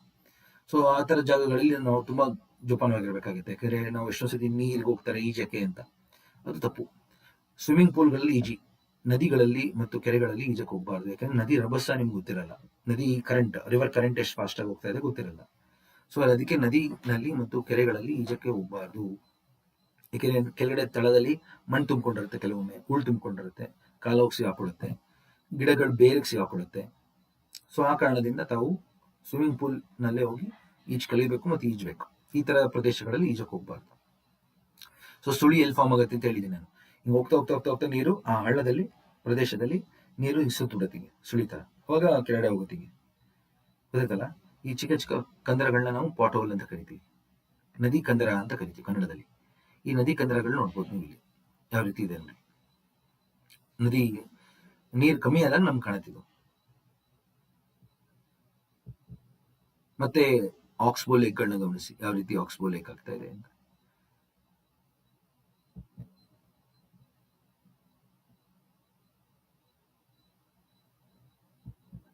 ನೋಡಿ ಇನ್ನೊಂದು ಎಷ್ಟು ದೊಡ್ಡದು ನದಿ ಇದೆ ನೋಡಿ, ಇದು ಅಮೆಝಾನ್ ನದಿ ಇದು. ಸಾರಿ, ಮೆಮೋರ್ ನದಿ, ಬೊಲಿವಿಯಾ. ಇದು ಫಸ್ಟ್ ಒಂದು ತೋರಿಸಿದ್ದು ನನಗೆ ಅಮೆಝಾನ್ ನದಿ, ಇದು ಮೆಮೋರ್, ಬೊಲಿವಿಯಾದ ಮೆಮೋರ್ ನದಿ. ಹೇಳಿದ ನದಿಗಳು ಒಂದು ರೀತಿ ಕಲಾವಿದರು ಅಂತ.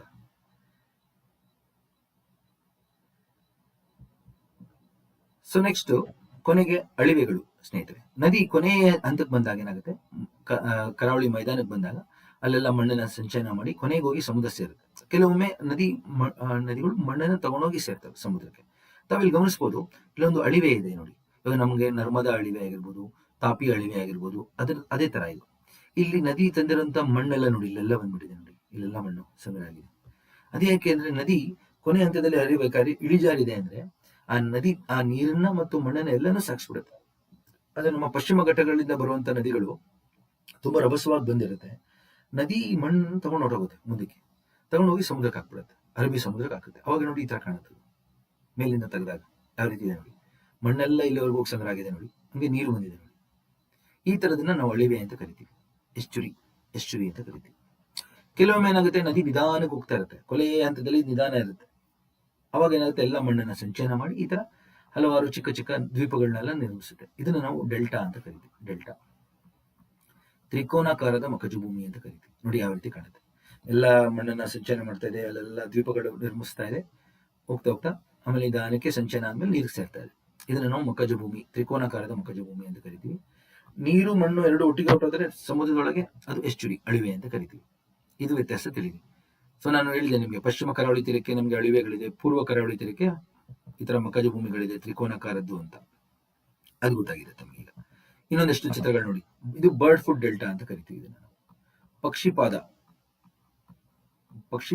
ಮಖಜಭೂಮಿ, bird foot delta. Bird foot ಡೆಲ್ಟಾದಲ್ಲಿ ತಾವಿಲ್ಲಿ ಗಮನಿಸಬೇಕು, ಒಂದು ಪಕ್ಷಿ ಕಾಲಿಟ್ರೆ ಒದ್ದೆ ನೆಲದ ಮೇಲೆ ಯಾವ ರೀತಿ ನಿಮ್ಗೆ ಈ ತರ 3 ಆಕಾರ ಸಿಗುತ್ತಲ್ಲ ಬೆರಳು ಅದರದ್ದು, ಆ ತರ ಕಾಲಿನ ರೀತಿ ಪಕ್ಷಿಪಾದ. ಇದು ಮಿಸಿಸಿಪಿ ನದಿ, ತಾವೆಲ್ಲರಿಗೂ ಗೊತ್ತಿದೆ ಮಿಸಿಸಿಪಿ ಅಂತ ಹೇಳಿ ನದಿ ಇದೆ ಅಲ್ಲ US ನಲ್ಲಿ, ಆ ನದಿ ಇದು.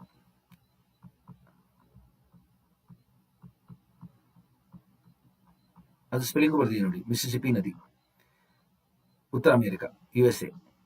ಅತಿ ದೊಡ್ಡ ನದಿ ಇದು ಉತ್ತರ ಅಮೆರಿಕದ್ದು. ಮಿಸಿಸಿಪಿ ನದಿ ಈ ತರ ಪಕ್ಷಿಪಾದ ಮಕಜ ಭೂಮಿ ಮಾಡುತ್ತೆ. ಇಲ್ಲಿ ಗಲ್ಫ್ ಆಫ್ ಮೆಕ್ಸಿಕೋದಲ್ಲಿ ಅದು ಹೋಗಿ ಸೇರದೆ, ಗಲ್ಫ್ ಆಫ್ ಮೆಕ್ಸಿಕೋದಲ್ಲಿ ಈ ರೀತಿ ಅದರದ್ದು ಪಕ್ಷಿಪಾದ ಮಕಜ ಭೂಮಿ ಇದೆ. ಇದೊಂದು ನೋಡಿ, ಇದೊಂದು ರೀತಿ ನದಿ ಕಸ್ಪೆಟ್ ಡೆಲ್ಟಾ ಅಂತ ಕರಿತೀವಿ ನಾವು. ಕಸ್ಪೆಟ್ ಅಂದ್ರೆ ಉಬ್ಬಲಾಕಾರ ರೀತಿ ಇರುತ್ತೆ. ಆ ಉಬ್ಬಲ ಆಕಾರದಲ್ಲಿ ಯಾವ ರೀತಿ ಕಾಣುತ್ತಲ್ಲ ನಮಗೆ, ಆ ರೀತಿ ಈ ನದಿ ಹೋಗಿ ಸಮುದ್ರ ಸೇರ್ತಾ ಇರೋದು ನೋಡ್ಬೋದು ನೀವು ಇಲ್ಲಿ. ಸೊ ಅದೇನಾಗುತ್ತೆ, ಈ ಎರಡು ಕಡೆನೂ ಮಣ್ಣನ್ನು ಸಂಚಾರ ಮಾಡಿ ಸೇರ್ತಾ ಇದೆ. ಕಸ್ಪೆಟ್ ಡೆಲ್ಟಾ ಅಂತ ಕರಿತೀವಿ ನಾವು ಇದನ್ನು. ಉಬ್ಬಲಿನ ರೀತಿ ಕಾಣುವಂತ ಮಕಜ ಭೂಮಿ ಇದು. ಯಾವುದು ಟೈಬರ್ ನದಿ ಇದೆ, ರೋಮ್ನ ಟೈಬರ್ ನದಿ, ರೋಮ್ ಮತ್ತು ವ್ಯಾಟಿಕನ್ ನಲ್ಲಿ ಹರಿಯುತ್ತೆ ಇಟಲಿ ದೇಶದಲ್ಲಿ. ಟೈಬರ್ ನದಿ ಇಟಲಿ, ಅದು ಈ ರೀತಿ ಮಕಜ ಭೂಮಿಯನ್ನು ಸೃಷ್ಟಿಸುತ್ತೆ. ಹಂಗೆ ಟಾಜೋಸ್ ನದಿ ಅಂತ ಇದೆ, ಪೋರ್ಚುಗಲ್ ಸ್ಪೇನ್ ನಲ್ಲಿ ಹರಿಯುತ್ತೆ. ಸ್ಪೇನ್ ಮತ್ತು ಪೋರ್ಚುಗಲ್ ಅಲ್ಲಿ ಟಾಜೋಸ್ ನದಿ. ಇವೆರಡು ನದಿಗಳು ಈ ರೀತಿ ಕಸ್ಪೆಟ್ ಡೆಲ್ಟಾ ನಿರ್ಮಿಸುತ್ತೆ ಸ್ನೇಹಿತರೆ. ಓಕೆ, ಇದು ಯಾವ ದೇಶ? ಇದು ಸ್ಪೇನ್ ಮತ್ತು ಪೋರ್ಚುಗಲ್ ಅಂತ ಬರೆದಿರ್ತೀನಿ ನಾನು ಇಲ್ಲಿ. ತಾವು ಇದನ್ನು ಗಮನಿಸಬೇಕು, ಕಸ್ಪೆಟ್ ಡೆಲ್ಟಾ ಅಂತ ಕರಿತೀವಿ. ಇದಲ್ಲದೆ ಸ್ನೇಹಿತರೆ, ನಮಗೆ ಯಾವ ರೀತಿ ಇಲ್ಲೊಂದು ಡೆಲ್ಟಾ ಫಾರ್ಮ್ ಆಗ್ತಾ ಇರೋದನ್ನ ನಾವು ಮಾಡಿದೀವಿ ನೋಡಿ. ಎಷ್ಟು 17ನೇ ಶತಮಾನದಿಂದ ನೋಡಿ ಯಾವ ರೀತಿ ನದಿಗಳು ಹೋಗ್ತಾ ಹೋಗ್ತಾ ಹೋಗ್ತಾ ಹೋಗ್ತಾ ಮೆಕ್ಕಲು ಮಣ್ಣನ್ನ ಸಂಚಯನ ಮಾಡಿ ಅದರ ತ್ರಿಕೋನಾಕಾರದ ಮಕಜ ಭೂಮಿ ಯಾವ ರೀತಿ ಹೋಗ್ತಾ ಇದೆ, ಹಂಗೆ ಭೂಮಿ ಹೆಂಗ್ ಮುಂದುವರಿತಾ ಇದೆ ನೋಡಿ, ಸಮುದ್ರದ ಕಡೆಗೆ ಮುಂದುವರಿತಾ ಇದೆ. ಅಂದ್ರೆ ಮಕಜ ಭೂಮಿಗಳಲ್ಲಿ ಏನಾಗುತ್ತೆ, ಮಣ್ಣು ಸಂಚಯನ ಆಗಿ ಏನಾಗುತ್ತೆ, ಭೂಮಿ ಹೆಚ್ಚಾಗುತ್ತೆ. ಅಂದ್ರೆ ನಮ್ಮ ಆಂಧ್ರ ಕರಾವಳಿ ತೀರದಲ್ಲಿ ಕೃಷ್ಣಾ ಗೋದಾವರಿ ನದಿ ಸಂಚಯನದಿಂದ ನಮ್ಮ ಭೂಮಿ ಹೆಚ್ಚಾಗಿದೆ. ಬಾಂಗ್ಲಾದೇಶ್ ಮತ್ತು ವೆಸ್ಟ್ ಬೆಂಗಾಲ್ ನಲ್ಲಿ ಗಂಗಾ ಡೆಲ್ಟಾ ಇರೋದ್ರಿಂದ ಅಲ್ಲಿ ಮಣ್ಣೆಲ್ಲ ಸಂಚಯನ ಆಗಿ ಭೂಮಿ ಹೆಚ್ಚಾಗ್ತಾ ಇದೆ. ಗೊತ್ತಾಯ್ತಲ್ಲ, ನಮ್ಗೆ ಪೂರ್ವ ಕರಾವಳಿ ತೀರದಲ್ಲಿ ಮಕಜ ಭೂಮಿ ಇರೋ ಕಡೆ ಮಣ್ಣೆಲ್ಲ ಸಂಚಯನ ಆಗಿ ಭೂಮಿ ಹೆಚ್ಚಾಗುತ್ತೆ. ಗೊತ್ತಾಯ್ತಲ್ಲ, ಗಮನಿಸ್ಬೇಕಾದ್ರೆ ನೀವು. ಅದಕ್ಕೆ ನಮಗೆ ಪೂರ್ವ ಕರಾವಳಿ ತೀರದಲ್ಲಿ ಮೈದಾನ ಕೂಡ ಅಗಲ ಇದೆ, ಅದನ್ನು ಸಹ ಗಮನಿಸಬೇಕು. ಸೊ ನದಿಯ ಮಕಜ ಭೂಮಿಯಲ್ಲಿ ಭೂಮಿ ಪ್ರದೇಶ ನಮಗೆ ಹೆಚ್ಚಾಗುತ್ತೆ. ಮತ್ತಿನ್ನೊಂದ್ಸತಿ ನೋಡಿ ಸ್ನೇಹಿತರೆ, ಯಾವ ರೀತಿ ಡೆಲ್ಟಾ ಫಾರ್ಮ್ ಆಗಿದೆ ಇದನ್ನ ಅಂತೇಳಿ ನಾನು ನಿಮ್ಗೆ ತೋರಿಸ್ತಾ ಇದ್ದೀನಿ. ಇದು ಡೆಲ್ಟಾ, ತ್ರಿಕೋನಾಕಾರದ ಮಕಜ ಭೂಮಿ. ಸೊ ಇವಾಗ ನಾವು ಎಲ್ಲ ನದಿಗಳು ಬೆಟ್ಟಗುಡ್ಡ ಪ್ರದೇಶಗಳಿಂದ ಹರಿದು ಬಂದು ಯೌವನಾವಸ್ಥೆ, ಮಧ್ಯವಸ್ಥೆ, ವೃದ್ಧಾಪ್ಯಾವಸ್ಥೆಯಲ್ಲಿ ಯಾವ ರೀತಿ ಭೂಸ್ವರೂಪಗಳನ್ನ ಮಾಡುತ್ತೆ ಅಂತ ನೋಡಿದ್ವಿ. ಅದರಲ್ಲಿ ಆ ಚಿತ್ರಗಳನ್ನ, ಅದರಲ್ಲಿ ಸಂಬಂಧಪಟ್ಟಿದ್ದನ್ನೆಲ್ಲ ನಾವಿಲ್ಲಿ ಗಮನಿಸಬಹುದು ಸ್ನೇಹಿತರೆ. ಇದಲ್ಲದೆ ಒಂದು ನದಿ ಅದರ ಜಲನಯನ ಪ್ರದೇಶವನ್ನ ಗಮನಿಸಬೇಕು ತಾವಿಲ್ಲಿ ನೋಡಿ. ಇದು ಒಂದು ಬೆಟ್ಟಗುಡ್ಡ ಪ್ರದೇಶ, ಸುತ್ತ ಇಲ್ಲಿ ಬೆಟ್ಟಗಳಿದೆ, ಅದನ್ನ ಗಮನಿಸಿ. ನಾನು ಅದನ್ನ ಲೇಸರ್ ಪಾಯಿಂಟರ್ ಮುಖಾಂತರ ತೋರಿಸ್ತೀನಿ ನಾನೀಗ. ನೋಡಿ, ಇಲ್ಲೆಲ್ಲ ಮಳೆ ಆಗ್ತಾ ಇದೆ ನೋಡಿ, ಇಲ್ಲೆಲ್ಲ ಮಳೆ ಆಗ್ತಾ ಇದೆ, ಬೆಟ್ಟಗುಡ್ಡ ಪ್ರದೇಶಗಳು ಇವೆಲ್ಲ ನೋಡಿ, ಇಲ್ಲೆಲ್ಲ ಬೆಟ್ಟಗುಡ್ಡ ಪ್ರದೇಶಗಳು. ಇದು ನದಿ ವಿಭಾಜಕ, ಬ್ಲೂ ಲೈನ್ ಬರ್ದಿದೆ ನೋಡಿ. ಈ ಬ್ಲೂ ರೇಖೆ ಏನಿದೆ ಇದನ್ನ ನಾವು ವಾಟರ್ ಡಿವೈಡ್ ಅಂತ ಕರೆಯೋದು. ಈ ವಾಟರ್ ಡಿವೈಡ್ ಒಳಗೆ ಎಲ್ಲೇ ಮಳೆ ಆದ್ರೂ ಆ ನೀರು ಇಲ್ಲಿಗೆ ಹರಿಯುತ್ತೆ, ಈ ಪ್ರದೇಶಕ್ಕೆ ಹರಿಯುತ್ತೆ ನೋಡಿ. ಈ ಕಡೆಯಿಂದ ಈ ಕಡೆಗೆ, ಈ ಕಡೆಯಿಂದ ಈ ಕಡೆಗೆ ಇಳಿಜಾರು ಹಿಂಗಿದೆ. ಇದಿಷ್ಟನ್ನು ನಾವು ಕ್ಯಾಚ್ಮೆಂಟ್ ಏರಿಯಾ, ನದಿಯ ಜಲನಯನ ಪ್ರದೇಶ ಅಂತ ಕರಿತೀವಿ. ಅಂದ್ರೆ ಇಲ್ಲಿ ಮಳೆ ಆದ ಎಲ್ಲ ನೀರು ಇಲ್ಲೇ ಬೀಳುತ್ತೆ ನೋಡಿ. ಮತ್ತೆ ಮಾಡ್ತೀವಿ ನಾನು, ಮಳೆ ಬಿದ್ದ ತಕ್ಷಣ ಇಲ್ಲಿ ಬೀಳೋ ನೀರು ಈ ಕಡೆ ಹೊಟ್ಟೋಗುತ್ತೆ ಈ ಸೈಡ್ಗೆ, ಯಾಕೆಂದ್ರೆ ಬೆಟ್ಟಗಳ ಮೇಲೆ ಬಿದ್ದ ನೀರು ಈ ಕಡೆಗೆ ಅರ್ಧ, ಈ ಕಡೆಗೆ ಅರ್ಧ. ಈ ಕಡೆ ಬರೋ ನೀರು ನೋಡಿ ಎಲ್ಲ ಈ ಕಡೆ ಬಂದು ಇಲ್ಲಿ ಸಂಗ್ರಹ ಆಗ್ತದೆ ನೋಡಿ. ಇಲ್ಲೊಂದು ನದಿ ಬರ್ತದೆ ನೋಡಿ, ಇಲ್ಲೊಂದು ಉಪನದಿಗಳೆಲ್ಲ ಬಂದು ಒಂದಕ್ಕೊಂದು ಸೇರ್ತಾ ಇದೆ ನೋಡಿ. ಇಲ್ಲಿ ನೋಡಿ ದೊಡ್ಡ ನದಿ ಆಗಿದೆ, ಆ ನದಿ ಎಲ್ಲೋಗಿ ಇಲ್ಲಿ ಬಂದು ಕೊನೆಗೆ ಸಾಗರಕ್ಕೆ ಹೋಗಿ ಸೇರ್ತಾ ಇದೆ ನೋಡಿ. ಗೊತ್ತಾಗ್ತದಲ್ಲ, ಹೋಗ್ತಾ ಹೋಗ್ತಾ ನದಿ ದೊಡ್ಡದಾಗಿದೆ ನೋಡಿ, ಗಮನಿಸಿ ಅದನ್ನ ಇಲ್ಲಿ. ಗೊತ್ತಾಯ್ತಲ್ಲ, ಮತ್ತೇನೋ ನೋಡೋಣ. ಇಲ್ಲಿ ಬೆಟ್ಟಗುಡ್ಡ ಪ್ರದೇಶಗಳೊಳಗೆ ಮಳೆ ಆದಾಗ ನೋಡಿ, ಮಳೆ ನೀರೆಲ್ಲ ಇಲ್ಲೆಲ್ಲ ಬಿದ್ದು ಬೆಟ್ಟಗಳ ಮೇಲೆ ಇಳಿಜಾರೆಲ್ಲ ಹರ್ಕೊಂಡು ಬರ್ತಾ ಇದೆ ನೋಡಿ. ಚಿಕ್ಕ ಚಿಕ್ಕ ನದಿಗಳ ಬರ್ತಾ ಇದೆ, ಇಲ್ಲೆಲ್ಲ ಚಿಕ್ಕ ಚಿಕ್ಕ ನದಿಗಳೆಲ್ಲ ಬರ್ತಾ ಇದೆ ನೋಡಿ. ಇಲ್ಲಿ ನೋಡಿ, ಎಲ್ಲ ಹಲವಾರು ನದಿಗಳೆಲ್ಲ ಬಂದು ಒಂದಕ್ಕೊಂದು ಸೇರಿ ಇದು ನದಿ ಬೇಸಿನ್, ರಿವರ್ ಬೇಸಿನ್. ಇದು ಬೇಸಿನ್ ಅಂದ್ರೆ ಕೆಳಗಡೆ ಬಂದು ಸೇರ್ತಾ ಇದೆ ನೋಡಿ, ಆ ಪ್ರದೇಶಕ್ಕೆ ಬೇಸಿನ್ ಅಂತ ಕರಿತೀವಿ, ರಿವರ್ ಬೇಸಿನ್. ಇದು ರಿವರ್ ಬೇಸಿನ್, ಕ್ಯಾಚ್ಮೆಂಟ್ ಏರಿಯಾ ಅಂತ ಕರಿತೀವಿ ಇಷ್ಟನ್ನು. ಇದು ವಾಟರ್ ಶೆಡ್, ಈ ಇಳಿಜಾರು ಇದೆಲ್ಲ, ಇಳಿಜಾರು ಪ್ರದೇಶಕ್ಕೆ ವಾಟರ್ ಶೆಡ್ ಅಂತ ಕರಿತೀವಿ ನಾವು. ಗೊತ್ತಾಯ್ತಲ್ಲ, ಈ ಇಳಿಜಾರು ಪ್ರದೇಶಕ್ಕೆ ಏನಂತ ಕರಿತೀವಿ? Water shed. ಶೆಡ್ ಅಂದ್ರೆ ನೀರು ಕೆಳಗಡೆ ಇಳಿಯುವಂತ ಪ್ರದೇಶ. ಇಳಿಜಾರಿನ ಪ್ರದೇಶ. ಶೆಡ್ ಅಂದ್ರೆ ವಾಟರ್ ಶೆಡ್. ಎಷ್ಟೊಂದು ಜನಕ್ಕೆ ಈ ಪದ ಅರ್ಥನೇ ಗೊತ್ತಿರಲ್ಲ. ವಾಟರ್ ಶೆಡ್ ಅಂತ ಇರ್ತೀವಿ. ಅದಕ್ಕೆ ನಾನು ಹೇಳ್ತಾ ಇದ್ದೀನಿ ವಾಟರ್ ಶೆಡ್ ಅಂದ್ರೆ ಏನು ಅಂತ. ಇದು ಈ ಬ್ಲೂ ರೇಖೆಗೆ ಏನ್ ಹೆಸರು? ವಾಟರ್ ಡಿವೈಡ್, ಜಲ ವಿಭಾಜಕ. ವಾಟರ್ ಡಿವೈಡ್ ಗೊತ್ತಾಯ್ತಲ್ಲ. ಇಲ್ಲಿಂದ ಹಿಡಿದು ಈ ಪ್ರದೇಶದಿಂದ ಹಿಡಿದು ಈ ಪ್ರದೇಶದವರೆಗೂ ನಮಗೆ ಕ್ಯಾಚ್ಮೆಂಟ್ ಏರಿಯಾ ಅಂದ್ರೆ ಒಂದು ನದಿಯ ಜಲನಯನ ಪ್ರದೇಶ.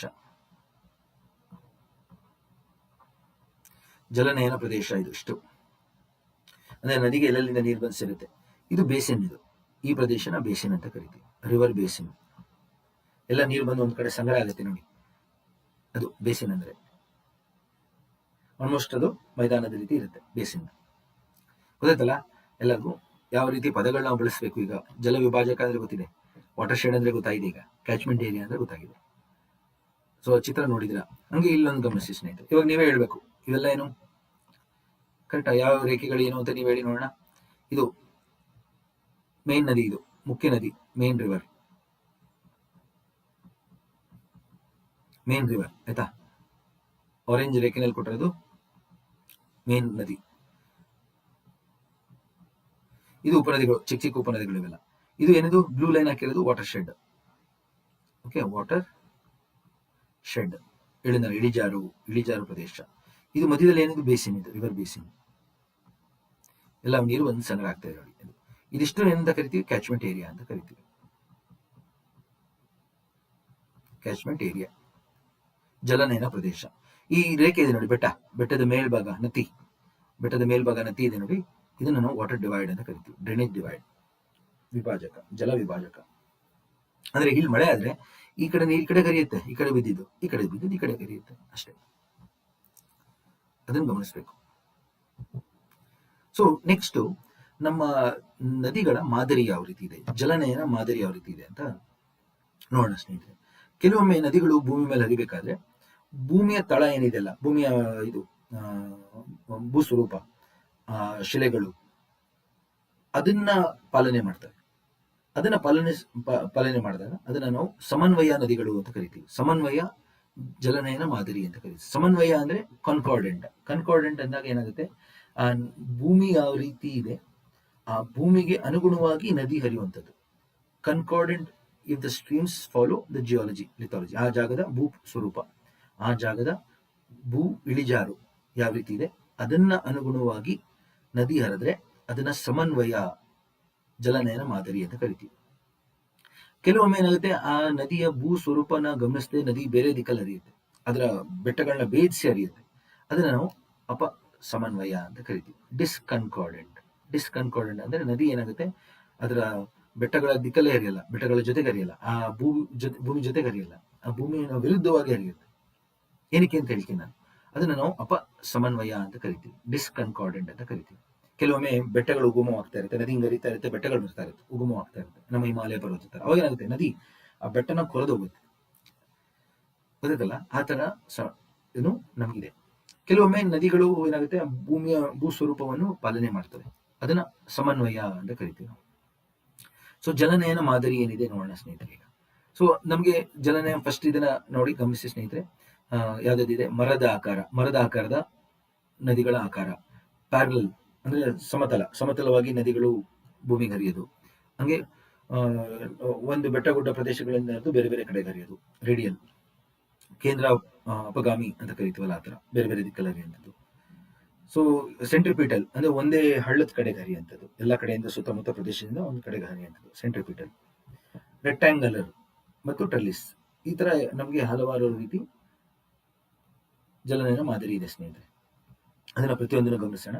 ಡಿಸ್ಕನ್ಕಾರ್ಡೆಂಟ್ ಅಂದ್ರೆ ನದಿಗಳು ವಿರುದ್ಧವಾಗಿ ಹರಿಯುವಂಥದ್ದು, ಭೂ ಸ್ವರೂಪದ ವಿರುದ್ಧವಾಗಿ. ಅದನ್ನ ನಾವು ಡಿಸ್ಕನ್ಕಾರ್ಡೆಂಟ್ ಸಮನ್ವಯ ಅಂತ ಕರಿತೀವಿ. ಅದ್ರಲ್ಲಿ ಎರಡು ರೀತಿ, ಆಂಟಿಸಿಡೆಂಟ್ ಮತ್ತು ಸೂಪರ್ ಇಂಪೋಸ್ಡ್. ಆಂಟಿ ಅಂದ್ರೆ ಬಿಫೋರ್ ಅಂತ.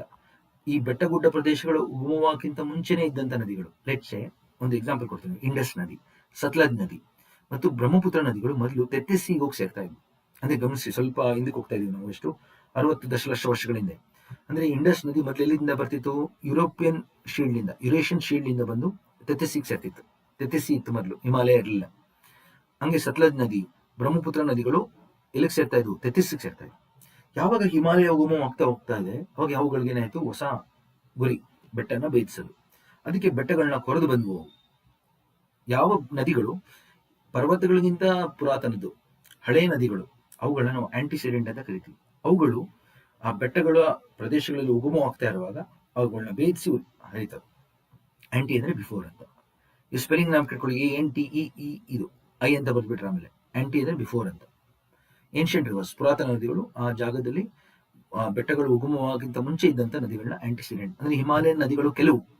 ಕೆಲವು ಹಿಮಾಲಯ ನದಿಗಳು ಹೇಳಿದಲ್ಲ ಈಗ, ಲೈಕ್ ಕೋಸಿ, ಗಾಗ್ರಾ, ಇಂಡಸ್, ಸತ್ಲಜ್, ಬ್ರಹ್ಮಪುತ್ರ, ಈ ನದಿಗಳೆಲ್ಲ ಪುರಾತನ ನದಿಗಳು, ಆಂಟಿಸಿಡೆಂಟ್. ಕೆಲವು ನದಿಗಳು ಏನಾಗುತ್ತೆ ಸೂಪರ್ ಇಂಪೋಸ್ ಅಂದ್ರೆ ಭೂಮಿ ಮೇಲೆ ಕೊರೆದು ಹರಿತಾ ಇದಾವೆ. ಇವಾಗ ನಾವು ಒಂದು ಪೆನ್ ತಗೊಂಡು ಪೇಪರ್ ಮೇಲೆ ಮಾರ್ಕ್ ಹಾಕಿದ್ರೆ ನೋಡಿ, ಈ ತರ ಮಾರ್ಕ್ ಹಾಕ್ತೀವಿ ಅನ್ಕೊಳ್ಳಿ, ಲೈನ್ ಹಾಕಿದ್ವಿ. ಫಸ್ಟ್ ಅದ್ರ ಮೇಲೆ ಇನ್ನೊಂದು ಲೈನ್ ಹಾಕಿದ್ವಿ, ಇನ್ನೊಂದು ಲೈನ್, ಈ ತರ ಲೈನ್ ಹಾಕ್ತಾ ಹೋದ್ರೆ ಏನಾಗುತ್ತೆ ಹೇಳಿ, ಪೇಪರ್ ಕಟ್ ಆಗುತ್ತೆ. ಪೇಪರ್ ಕಟ್ಟಾಗಿ ಏನಾಗುತ್ತೆ, ನಿಮ್ ಪೆನ್ ಇಬ್ಬು ಒಳಗೆ ಬುಕ್ ಸೇರ್ಬಿಡುತ್ತೆ. ಆ ತರ ಅಂದ್ರೆ ನದಿಗೆ ಒಂದೇ ಜಾಗದಿಂದ ಹೋಗ್ತಾ ಇದ್ರೆ ಏನಾಗುತ್ತೆ, ಅದು ಆ ಮಣ್ಣನ್ನ ಕೊರಿಯುತ್ತೆ, ಕಲ್ಲನ್ನು ಕೊರಿಯುತ್ತೆ. ಆಮೇಲೆ ಕೆಳಗಡೆ ಇರುತ್ತಲ್ಲ ಕಲ್ಲು, ಹಳೆಯ ಕಲ್ಲು, ಪುರಾತನ ಕಲ್ಲು, ಅದನ್ನ ಕೊರಿಯುತ್ತೆ. ಆ ತರದನ್ನ ಸೂಪರ್ ಇಂಪೋಸ್ಡ್ ಅಂತ ಕರಿತೀವಿ. ಅಂದ್ರೆ ಭೂಮಿ ಒಳಗೆ ನಾಟಿ ಆಗೋಗುತ್ತೆ. ನಾಟಿ ಮಾದರಿಯಲ್ಲಿ ನದಿ ಹರಿಯುತ್ತೆ, ಅದನ್ನ ನಾವು ನಾಟಿ ಮಾದರಿ ಅಂತ ಕರಿತೀವಿ. ಜಲನಯನ ಮಾದರಿ, ಸೂಪರ್ ಇಂಪೋಸ್ಡ್, ಭೂಮಿ ಒಳಗೆ ನಾಟಿಯಾಗಿರುವಂತ ಜಲನಯನ ಮಾದರಿ. ಒಂದು ಪುರಾತನ ನದಿಗಳು, ಓಕೆ, ಇನ್ನೊಂದು ನಾಟಿ, ಭೂಮಿ ಒಳಗೆ ನಾಟಿಯಾದಂತ ನದಿಗಳು. ಓಕೆ, ಭೂಮಿ ಒಳಗೆ ಸೇರ್ಕೊಂಡ್ಬಿಡುತ್ತೆ, ಅದನ್ನ ನಾವು ಸೂಪರ್ ಇಂಪೋಸ್ಡ್ ಅಂತ ಕರಿತೀವಿ ಸ್ನೇಹಿತರೆ. ತಾವು ಒಂದೊಂದಾಗಿ ಗಮನಿಸಿ. ಇಲ್ಲಿ ಮರ ಆಕಾರದ ನೋಡೋಣ, ಸಮನ್ವಯ ನದಿಗಳನ್ನ ನೋಡೋಣ, ಜಲನಯನ ಮಾದರಿಗಳನ್ನ ನೋಡೋಣ. ಅಂದ್ರೆ ಭೂಮಿ ಸ್ವರೂಪ ಯಾವ ರೀತಿ ಇದೆ ಅದ್ರ ತಕ್ಕಂತೆ ಹರಿತವೆ ನದಿಗಳು. ಮರ ಆಕಾರದಲ್ಲಿ ಕಾಣುತ್ತಿದೆ, ನಾವು ನೋಡಬಹುದು. ಡೆಂಡ್ರಾಲಜಿ ಅಂತ ಕರಿತೀವಿ. ಮರಗಳ ಅಧ್ಯಯನಕ್ಕೆ ಡೆಂಡ್ರಾಲಜಿ ಕೇಳಿರ್ಬೋದು ಎಲ್ಲರೂ. ಮರಗಳ ಆಕಾರವನ್ನು ಅಧ್ಯಯನ ಮಾಡಿದ್ರೆ ಡೆಂಡ್ರಾಲಜಿ ಅಂತ ಕರಿತೀವಿ ನಾವು ಇಂಗ್ಲಿಷಲ್ಲಿ, ಡೆಂಡ್ರಾಲಜಿ. ಆ ರೀತಿ ಇದ್ರೆ ಮರಗಳ ಆಕಾರದಲ್ಲಿರೋದ್ರಿಂದ ಅದನ್ನ ಡೆಂಡ್ರೈಟಿಕ್, ವೃಕ್ಷಾರೂಪದ ಜಲನಯನ ಮಾದರಿ. ಎಲ್ಲ ನೈಲ್ ನದಿ, ಅಮೆಝಾನ್ ನದಿ, ಮಿಸಿಸಿಪಿ ನದಿ, ನಮ್ ಗಂಗಾ, ಗೋದಾವರಿ, ಕೃಷ್ಣ, ಕಾವೇರಿ ಇವೆಲ್ಲ ನಮ್ಗೆ ಮರ ಆಕಾರದಲ್ಲಿದೆ, ವೃಕ್ಷ ಆಕಾರದಲ್ಲಿದೆ, ವೃಕ್ಷ ರೂಪದ ಜಲನಯನ ಮಾದರಿ. ನೆಕ್ಸ್ಟ್ ನೋಡಿ, ಸಮಾಂತರ ನದಿಗಳು ಅಂತ ಕರಿತೀವಿ, ಅಂದ್ರೆ ಸಮತಲ ನದಿಗಳು ಅಂತ ಕರಿತೀವಿ. ಒಂದು ನದಿ ಇನ್ನೊಂದು ನದಿಗೆ ಇತರ ಸಮತಲವಾಗಿ ಹರಿತಾ ಇರುತ್ತೆ. ನಮ್ಮ ಪಶ್ಚಿಮ ಘಟ್ಟಗಳಿಂದ ಬರುವಂತಹ ನದಿಗಳು ಲೈಕ್ ಶರಾವತಿ, ನೇತ್ರಾವತಿ, ಕೇಳಿದ್ರಲ್ಲ, ಅಘನಾಶಿನಿ, ಗಂಗಾವಲಿ, ಗಂಗೋಲಿ, ಕಾಳಿ ನದಿ, ಅವೆಲ್ಲ ಬೆಟ್ಟಗುಡ್ಡ ಪ್ರದೇಶ ಇಳಿದು ಅರಬ್ಬಿ ಸಮುದ್ರಕ್ಕೆ ಸೇರ್ಬಿಡ್ತವೆ. ಈ ತರ ಹರಿತವೆ, ಗೊತ್ತಾಯ್ತಲ್ಲ, ಈ ರೀತಿ ಇರುತ್ತೆ. ಹಂಗೆ ನಮ್ಮ ನರ್ಮದಾ ತಾಪಿ ಗಮನಿಸಿ, ನರ್ಮದಾ ತಾಪಿ ಆ ನದಿಗಳು. ಹಂಗೆ ನಮ್ಮ ಸೌತ್ ಈಸ್ಟ್ ಏಷ್ಯಾದಲ್ಲಿ ಮಯನ್ಮಾರ್ ನಲ್ಲಿ ಇರುವಂತಹ ನದಿಗಳು, ಕಲದಾನ್ ನದಿ, ಇರಾವಡಿ, ಸಾಲ್ವಿನ್. ಹಂಗೆ ಇದರಲ್ಲಿ ಥೈಲ್ಯಾಂಡ್ ಅಲ್ಲಿ ಇರುವಂತಹ ಚಾವ್ಪರಾಯ, ವಿಯೆಟ್ನಾಂ ಅಲ್ಲಿ ಇರುವಂತಹ ಮಿಕಾಂಗ್ ನದಿ, ಇವೆಲ್ಲ ಏನಾಗುತ್ತೆ ಪ್ಯಾರಲಲ್ ಆಗಿ ಹರಿತವೆ ಒಂದಕ್ಕೊಂದು. ಅದನ್ನ ನಾವು ಪ್ಯಾರಲಲ್, ಸಮಾಂತರ ಜಲನಯನ ಮಾದರಿ ಅಂತ ಕರಿತೀವಿ. ಒಂದಕ್ಕೊಂದು ಸಮವಾಗಿ ಹರಿಯುವಂಥದ್ದು ಸ್ನೇಹಿತರೆ. ಸೊ ತಾವು ಇದನ್ನ ಗಮನಿಸಬೇಕು. ನೆಕ್ಸ್ಟ್ ನೋಡಿ, ಒಂದು ಬೆಟ್ಟಗುಡ್ಡ ಪ್ರದೇಶಗಳಿಂದ ನಮಗೆ ಈ ತರ ಕೋನ ಆಕಾರದಲ್ಲಿ ಇರುತ್ತಲ್ಲ ಬೆಟ್ಟ, ಜ್ವಾಲಾಮುಖಿ ಬೆಟ್ಟ. ಆ ಬೆಟ್ಟದಿಂದ ಏನಾಗುತ್ತೆ, ಮಳೆ ಬಿದ್ದಾಗ ಎಲ್ಲ ಕಡೆಗೂ ನೀರು ಹೋಗುತ್ತೆ. ಈ ಕಡೆಗೊಂದು, ಈ ಕಡೆಗೊಂದು, ಈ ಕಡೆಗೊಂದು, ಈ ತರ ಹಲವಾರು ದಿಕ್ಕಲ್ಲಿ ಹೋಗುತ್ತೆ ನೀರು, ಗೊತ್ತಾಯ್ತಲ್ಲ, ಆ ಜ್ವಾಲಾಮುಖಿ ಬೆಟ್ಟಗಳಿಂದ. ಸೊ ನಮ್ಮ ಗುಜರಾತ್ನ ಗಿರ್ ರೇಂಜ್ ಅಲ್ಲಿ ಇದೆ ಈ ತರ, ಕರೆಕ್ಟ್ ಗಿರ್ ರೇಂಜ್ ಅಲ್ಲಿ ಇದೆ. ಮೌಂಟ್ ಅಬೂ ನಲ್ಲಿ ಇದೆ ಈ ತರ. ಹಂಗೆ ಅಮರ್ಕಂಟಕ್ ಭಾಗದಲ್ಲಿ ಇದೆ ಈ ತರ. ಸೊ ಇದನ್ನ ನಾವು ರೇಡಿಯಲ್ ಅಂತ ಕರಿತೀವಿ. ಕೇಂದ್ರಪಗಾಮಿ ಅಂತ ಕರಿತೀವಿ. ಕೇಂದ್ರಪಗಾಮಿ ಅಂದ್ರೆ ವಿರುದ್ಧ ದಿಕ್ಕಲ್ಲಿ ಹೋಗುವಂತ ಬಲಗಳು ತರ ನೀರು ಹರಿಯುವಂಥದ್ದು. ಕೇಂದ್ರಪಗಾಮಿ ಜಲನಯನ ಮಾದರಿ. ಇಲ್ಲಿ ನೋಡಿ, ಮೌಂಟ್ ಅಬು, ಮೌಂಟ್ ಫಿಜಿ ಅಂತ ಕರಿತೀವಿ ನಾವು ಇದನ್ನ. ಇಲ್ಲಿ ಬರೀತೀವಿ ನೋಡಿ, ಮೌಂಟ್ ಫಿಜಿ ಅಥವಾ ಫುಜಿ ಅಂತ ಕರಿತೀವಿ. ಮೌಂಟ್ ಫುಜಿ ಜಪಾನ್ ನಲ್ಲಿ.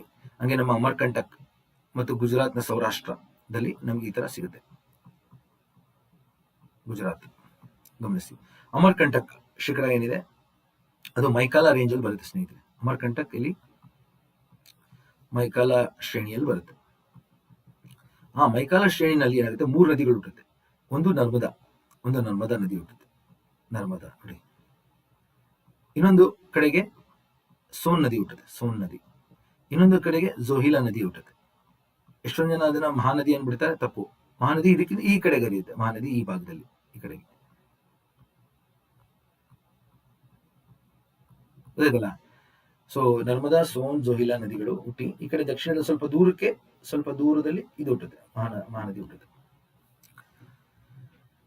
ಈ ರೀತಿ ನಮ್ಗೆ ಹಲವಾರು ಕಡೆಗೆ ನದಿಗಳು ಹೋಗುವಂತ ಜಾಗಗಳಿದೆ. ಹಂಗೆ ನಮ್ಮ ಗಂಗಾ ಮೂಲ ಅಂತ ಕೇಳಿರ್ಬೋದು ನೀವೆಲ್ಲ. ಚಿಕ್ಕಮಂಗ್ಳೂರ್ಗೆ ಹೋದ್ರೆ ಗಂಗಾ ಮೂಲ ಅಂತ ಇದೆ. ಆ ಪ್ರದೇಶ ಚಿಕ್ಕಮಂಗ್ಳೂರಲ್ಲಿ ಬರುತ್ತೆ. ಓಕೆ, ಸೊ ನೀವು ಹೋದ್ರೆ ಅಲ್ಲಿ ಆ ಪ್ರದೇಶಕ್ಕೆ ಈ ರೀತಿ ಒಂದ್ ಕಡೆಗೆ ತುಂಗಾ ಹರಿಯುತ್ತೆ, ತುಂಗಾ ನದಿ, ಈ ಕಡೆಗೆ ಭದ್ರಾ ಹರಿಯುತ್ತೆ. ಹಿಂಗೆ ಕೊನೆಗೆ ಎರಡು ಸೇರ್ತವೆ. ಕರೆಕ್ಟಾ? ತುಂಗಾ ಭದ್ರಾ ಎರಡು ಸೇರುತ್ತೆ. ಭದ್ರಾ ನದಿ, ತುಂಗಾ ನದಿ. ಈ ಕಡೆಗೆ ನೇತ್ರಾವತಿ, ನೇತ್ರಾವತಿ ನದಿ. ನೇತ್ರಾವತಿ ಮಂಗಳೂರು ಕಡೆಗೆ, ನೇತ್ರಾವತಿ ಮಂಗಳೂರು ಕಡೆಗೆ. ತುಂಗಾ ಮತ್ತು ಭದ್ರಾ ಮುಂದಕ್ಕೆ ಹೋಗಿ ಸೇರ್ತವೆ. ಈ ಜಾಗಕ್ಕೆ ಗಂಗಾ ಮೂಲ ಅಂತ ಕರೆಯೋದು. ಗಂಗಾ ಮೂಲ ಚಿಕ್ಕಮಗಳೂರಿನಲ್ಲಿ ಸಿಗುತ್ತೆ. ಇದೆಲ್ಲ ಏನು ಕೇಂದ್ರ ಅಪಗಾಮಿ ಜಲನಯನ ಮಾದರಿ. ಗೊತ್ತಾಯ್ತಲ್ಲ ಎಲ್ಲರಿಗೂ? ಸೊ ಈ ರೀತಿ ನಾವು ಕಟ್ಕೊಳ್ಬೇಕು. ಇನ್ನೊಂದು ಒಳಮುಖವಾಗಿರುತ್ತೆ ನದಿಗಳು, ಕೇಂದ್ರ ಅಭಿಮುಖ ಅಂತ ಕರಿತೀವಿ ನಾವು. ಅಂದ್ರೆ ಎಲ್ಲಾ ದಿಕ್ಕಿಂದನೂ ಇಳಿಜಾರು ಒಳ ಪ್ರದೇಶಗಳಿದ್ದಾಗ ಎಲ್ಲ ಕಡೆಯಿಂದ ನೀರು ಬಂದು ಒಳಗೆ ಸಂಗ್ರಹ ಆಗುತ್ತೆ. ಈ ಕೆರೆಗಳಲ್ಲಾಗತ್ತೆ ಈ ತರ ಸಾಮಾನ್ಯವಾಗಿ.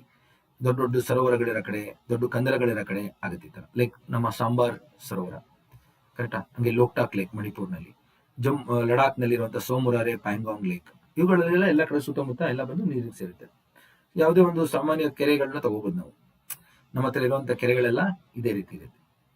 ಎಲ್ಲ ಕೆರೆಗಳು ಸರೋವರಗಳೆಲ್ಲ ಜಲಾಶಯಗಳ ಹತ್ರ ಎಲ್ಲ ಒಳಮುಖವಾಗಿ ಹರಿತಾ ಇರುತ್ತೆ. ಕೇಂದ್ರ ಅಭಿಮುಖ ಜಲನಯನ ಮಾದರಿ ಅಂತ ಕರಿತೀವಿ. ಸೆಂಟ್ರಿಪಿಟಲ್ ಡ್ರೈನೇಜ್ ಅಂತ ಕರಿತೀವಿ. ನೆಕ್ಸ್ಟ್ ನೋಡಿ ಸ್ನೇಹಿತರೆ, ಇಲ್ಲಿ ರೆಕ್ಟಾಂಗ್ಯುಲರ್, ಆಯತಾಕಾರದ ಜಲನಯನ ಮಾದರಿ ಅಂತ ಕರಿತೀವಿ. ಅಂದ್ರೆ ಏನಾಗುತ್ತೆ, ಆ ಪ್ರದೇಶದಲ್ಲಿ ಏನಾಗುತ್ತೆ, ಭೂಮಿ ಈ ರೀತಿ ಒಂದಕ್ಕೊಂದು ಈ ರೀತಿ ರೆಕ್ಟಾಂಗಲ್ ಆಕಾರದಲ್ಲಿ ಇರುತ್ತೆ ಸ್ನೇಹಿತರೆ. ಹಿಂಗೆ ಆ ಪ್ರದೇಶ ಗ್ರಿಡ್ ಆಕಾರದಲ್ಲಿ ಇರುತ್ತೆ. ಈ ತರ ಗಟ್ಟಿ ಕಲ್ಲು, ಸಾಫ್ಟ್ ಕಲ್ಲು, ಹಾರ್ಡ್ ಸಾಫ್ಟ್ ಅಂತ ಅರೇಂಜ್ ಆಗಿರುತ್ತೆ. ಹಿಂಗೆ ಅವಾಗ ಏನಾಗೋಗುತ್ತೆ, ಒಂದು ನದಿ, ಮೂಲ ನದಿ ಒಂದ್ ಕಡೆ ಹರಿತಾ ಇದ್ರೆ ಹಿಂಗೆ ಅದರ ಉಪನದಿಗಳೆಲ್ಲ ಏನಾಗುತ್ತೆ, ಅವುಗಳಿಗೆ ರೈಟ್ ಆಂಗಲ್ ಬಂದು ಸೇರುತ್ತೆ. ಹಿಂಗೆ ನೋಡಿ, ರೈಟ್ ಆಂಗಲ್ ಅಂದ್ರೆ ಗೊತ್ತಾಯ್ತಲ್ಲ, ಈ ತರ ಗ್ರಿಡ್ ಪ್ಯಾಟರ್ನ್ ಅಲ್ಲಿ ಬಂದು ಸೇರುತ್ತೆ. ಸೊ ಅದನ್ನ ನಾವು ನೋಡಿ ಆಯತಾಕಾರದ ಜಲನಯನ ಮಾದರಿ ಅಂತ ಕರೆಯೋದು. ಈ ರೀತಿ ರೈಟ್ ಆಂಗಲ್ಸ್ ಅಲ್ಲಿ ಬಂದು ಸೇರುತ್ತೆ. ಯಾಕೆಂದ್ರೆ ಅಲ್ಲಿ ಸಾಫ್ಟ್ ಕಲ್ ಇರುತ್ತೆ, ಅಲ್ಲಿ ಮಾತ್ರ ನದಿ ಬರುತ್ತೆ. ಸಾಫ್ಟ್ ಕಲ್ಗಳ ಮೇಲೆ ಕರ್ಕೊಂಡು ಬಂದು ಇನ್ನೊಂದು ನದಿಗೆ ಸೇರುತ್ತೆ. ಆ ಪ್ಯಾಟರ್ನ್ ನಲ್ಲಿ ನಮ್ಗೆ ಈ ತರ ಚಂಬಲ್, ಬೆಟವಾ, ಕೆನ್ ನದಿಗಳು, ಅದ್ರ ಉಪನದಿಗಳೆಲ್ಲ ಈ ತರ ಕಾಣುತ್ತೆ ನಮ್ಗೆ. ಅವೆಲ್ಲ ಹೋಗಿ ಯಮುನಾ ಸೇರುತ್ತೆ ನೋಡಿ, ಅವೆಲ್ಲ ಮಾದರಿ ಹಂಗೆ ಇದೆ. ಓಕೆ, ಎಲ್ಲಿ ತುಂಬಾ ಜಾಸ್ತಿ ಸ್ತರಭಂಗಗಳಾಗಿರುತ್ತೆ, ಗಟ್ಟಿ ಕಲ್ಲು ಮತ್ತು ಸಾಫ್ಟ್ ಕಲ್ಲು ಒಟ್ಟಿಗೆ ಇರುತ್ತೆ ನೋಡಿ, ಅಲ್ಲಿ ಈ ತರ ಆಗುತ್ತೆ. ಇನ್ನೊಂದು, ಇಲ್ಲಿ ರೆಕ್ಟಾಂಗ್ಯುಲರ್ ಅಲ್ಲಿ ಏನಾಗೋಗುತ್ತೆ, ಉಪನದಿಗಳು ಉದ್ದ ಇರುತ್ತೆ, ತುಂಬಾ ಉಪನದಿಗಳು ದೊಡ್ಡದಿರುತ್ತೆ. ಅದೊಂದು ಮುಖ್ಯವಾಗಿ.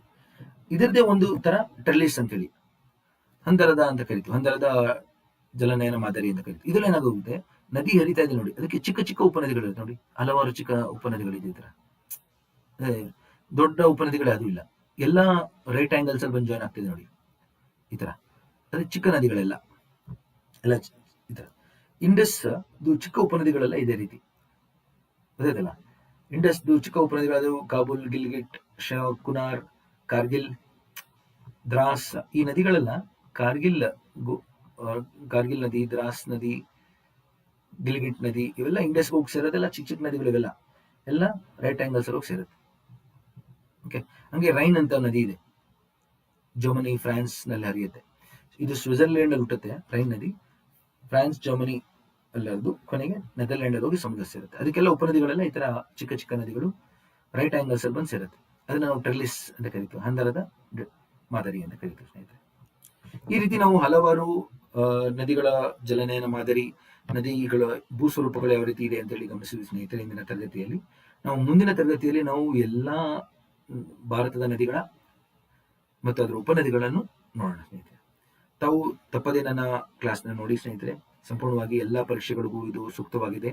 ಜೊತೆಗೆ ನಿಮ್ಮ ಸ್ನೇಹಿತರಿಗೂ ಹೆಚ್ಚಿನ ಸಂಖ್ಯೆಯಲ್ಲಿ ಹೇಳಿ ನನಗೆ ಮುಂದಿನ ತರಗತಿ ಮಾಡಲು ಪ್ರೋತ್ಸಾಹ ಕೊಡಿ ಅಂತ ಹೇಳಿ ಕೇಳ್ಕೊಳ್ತಾ ಇಂದಿನ ತರಗತಿಯನ್ನು ಮುಕ್ತಾಯಗೊಳಿಸ್ತೀನಿ ಸ್ನೇಹಿತರೆ. ಧನ್ಯವಾದ.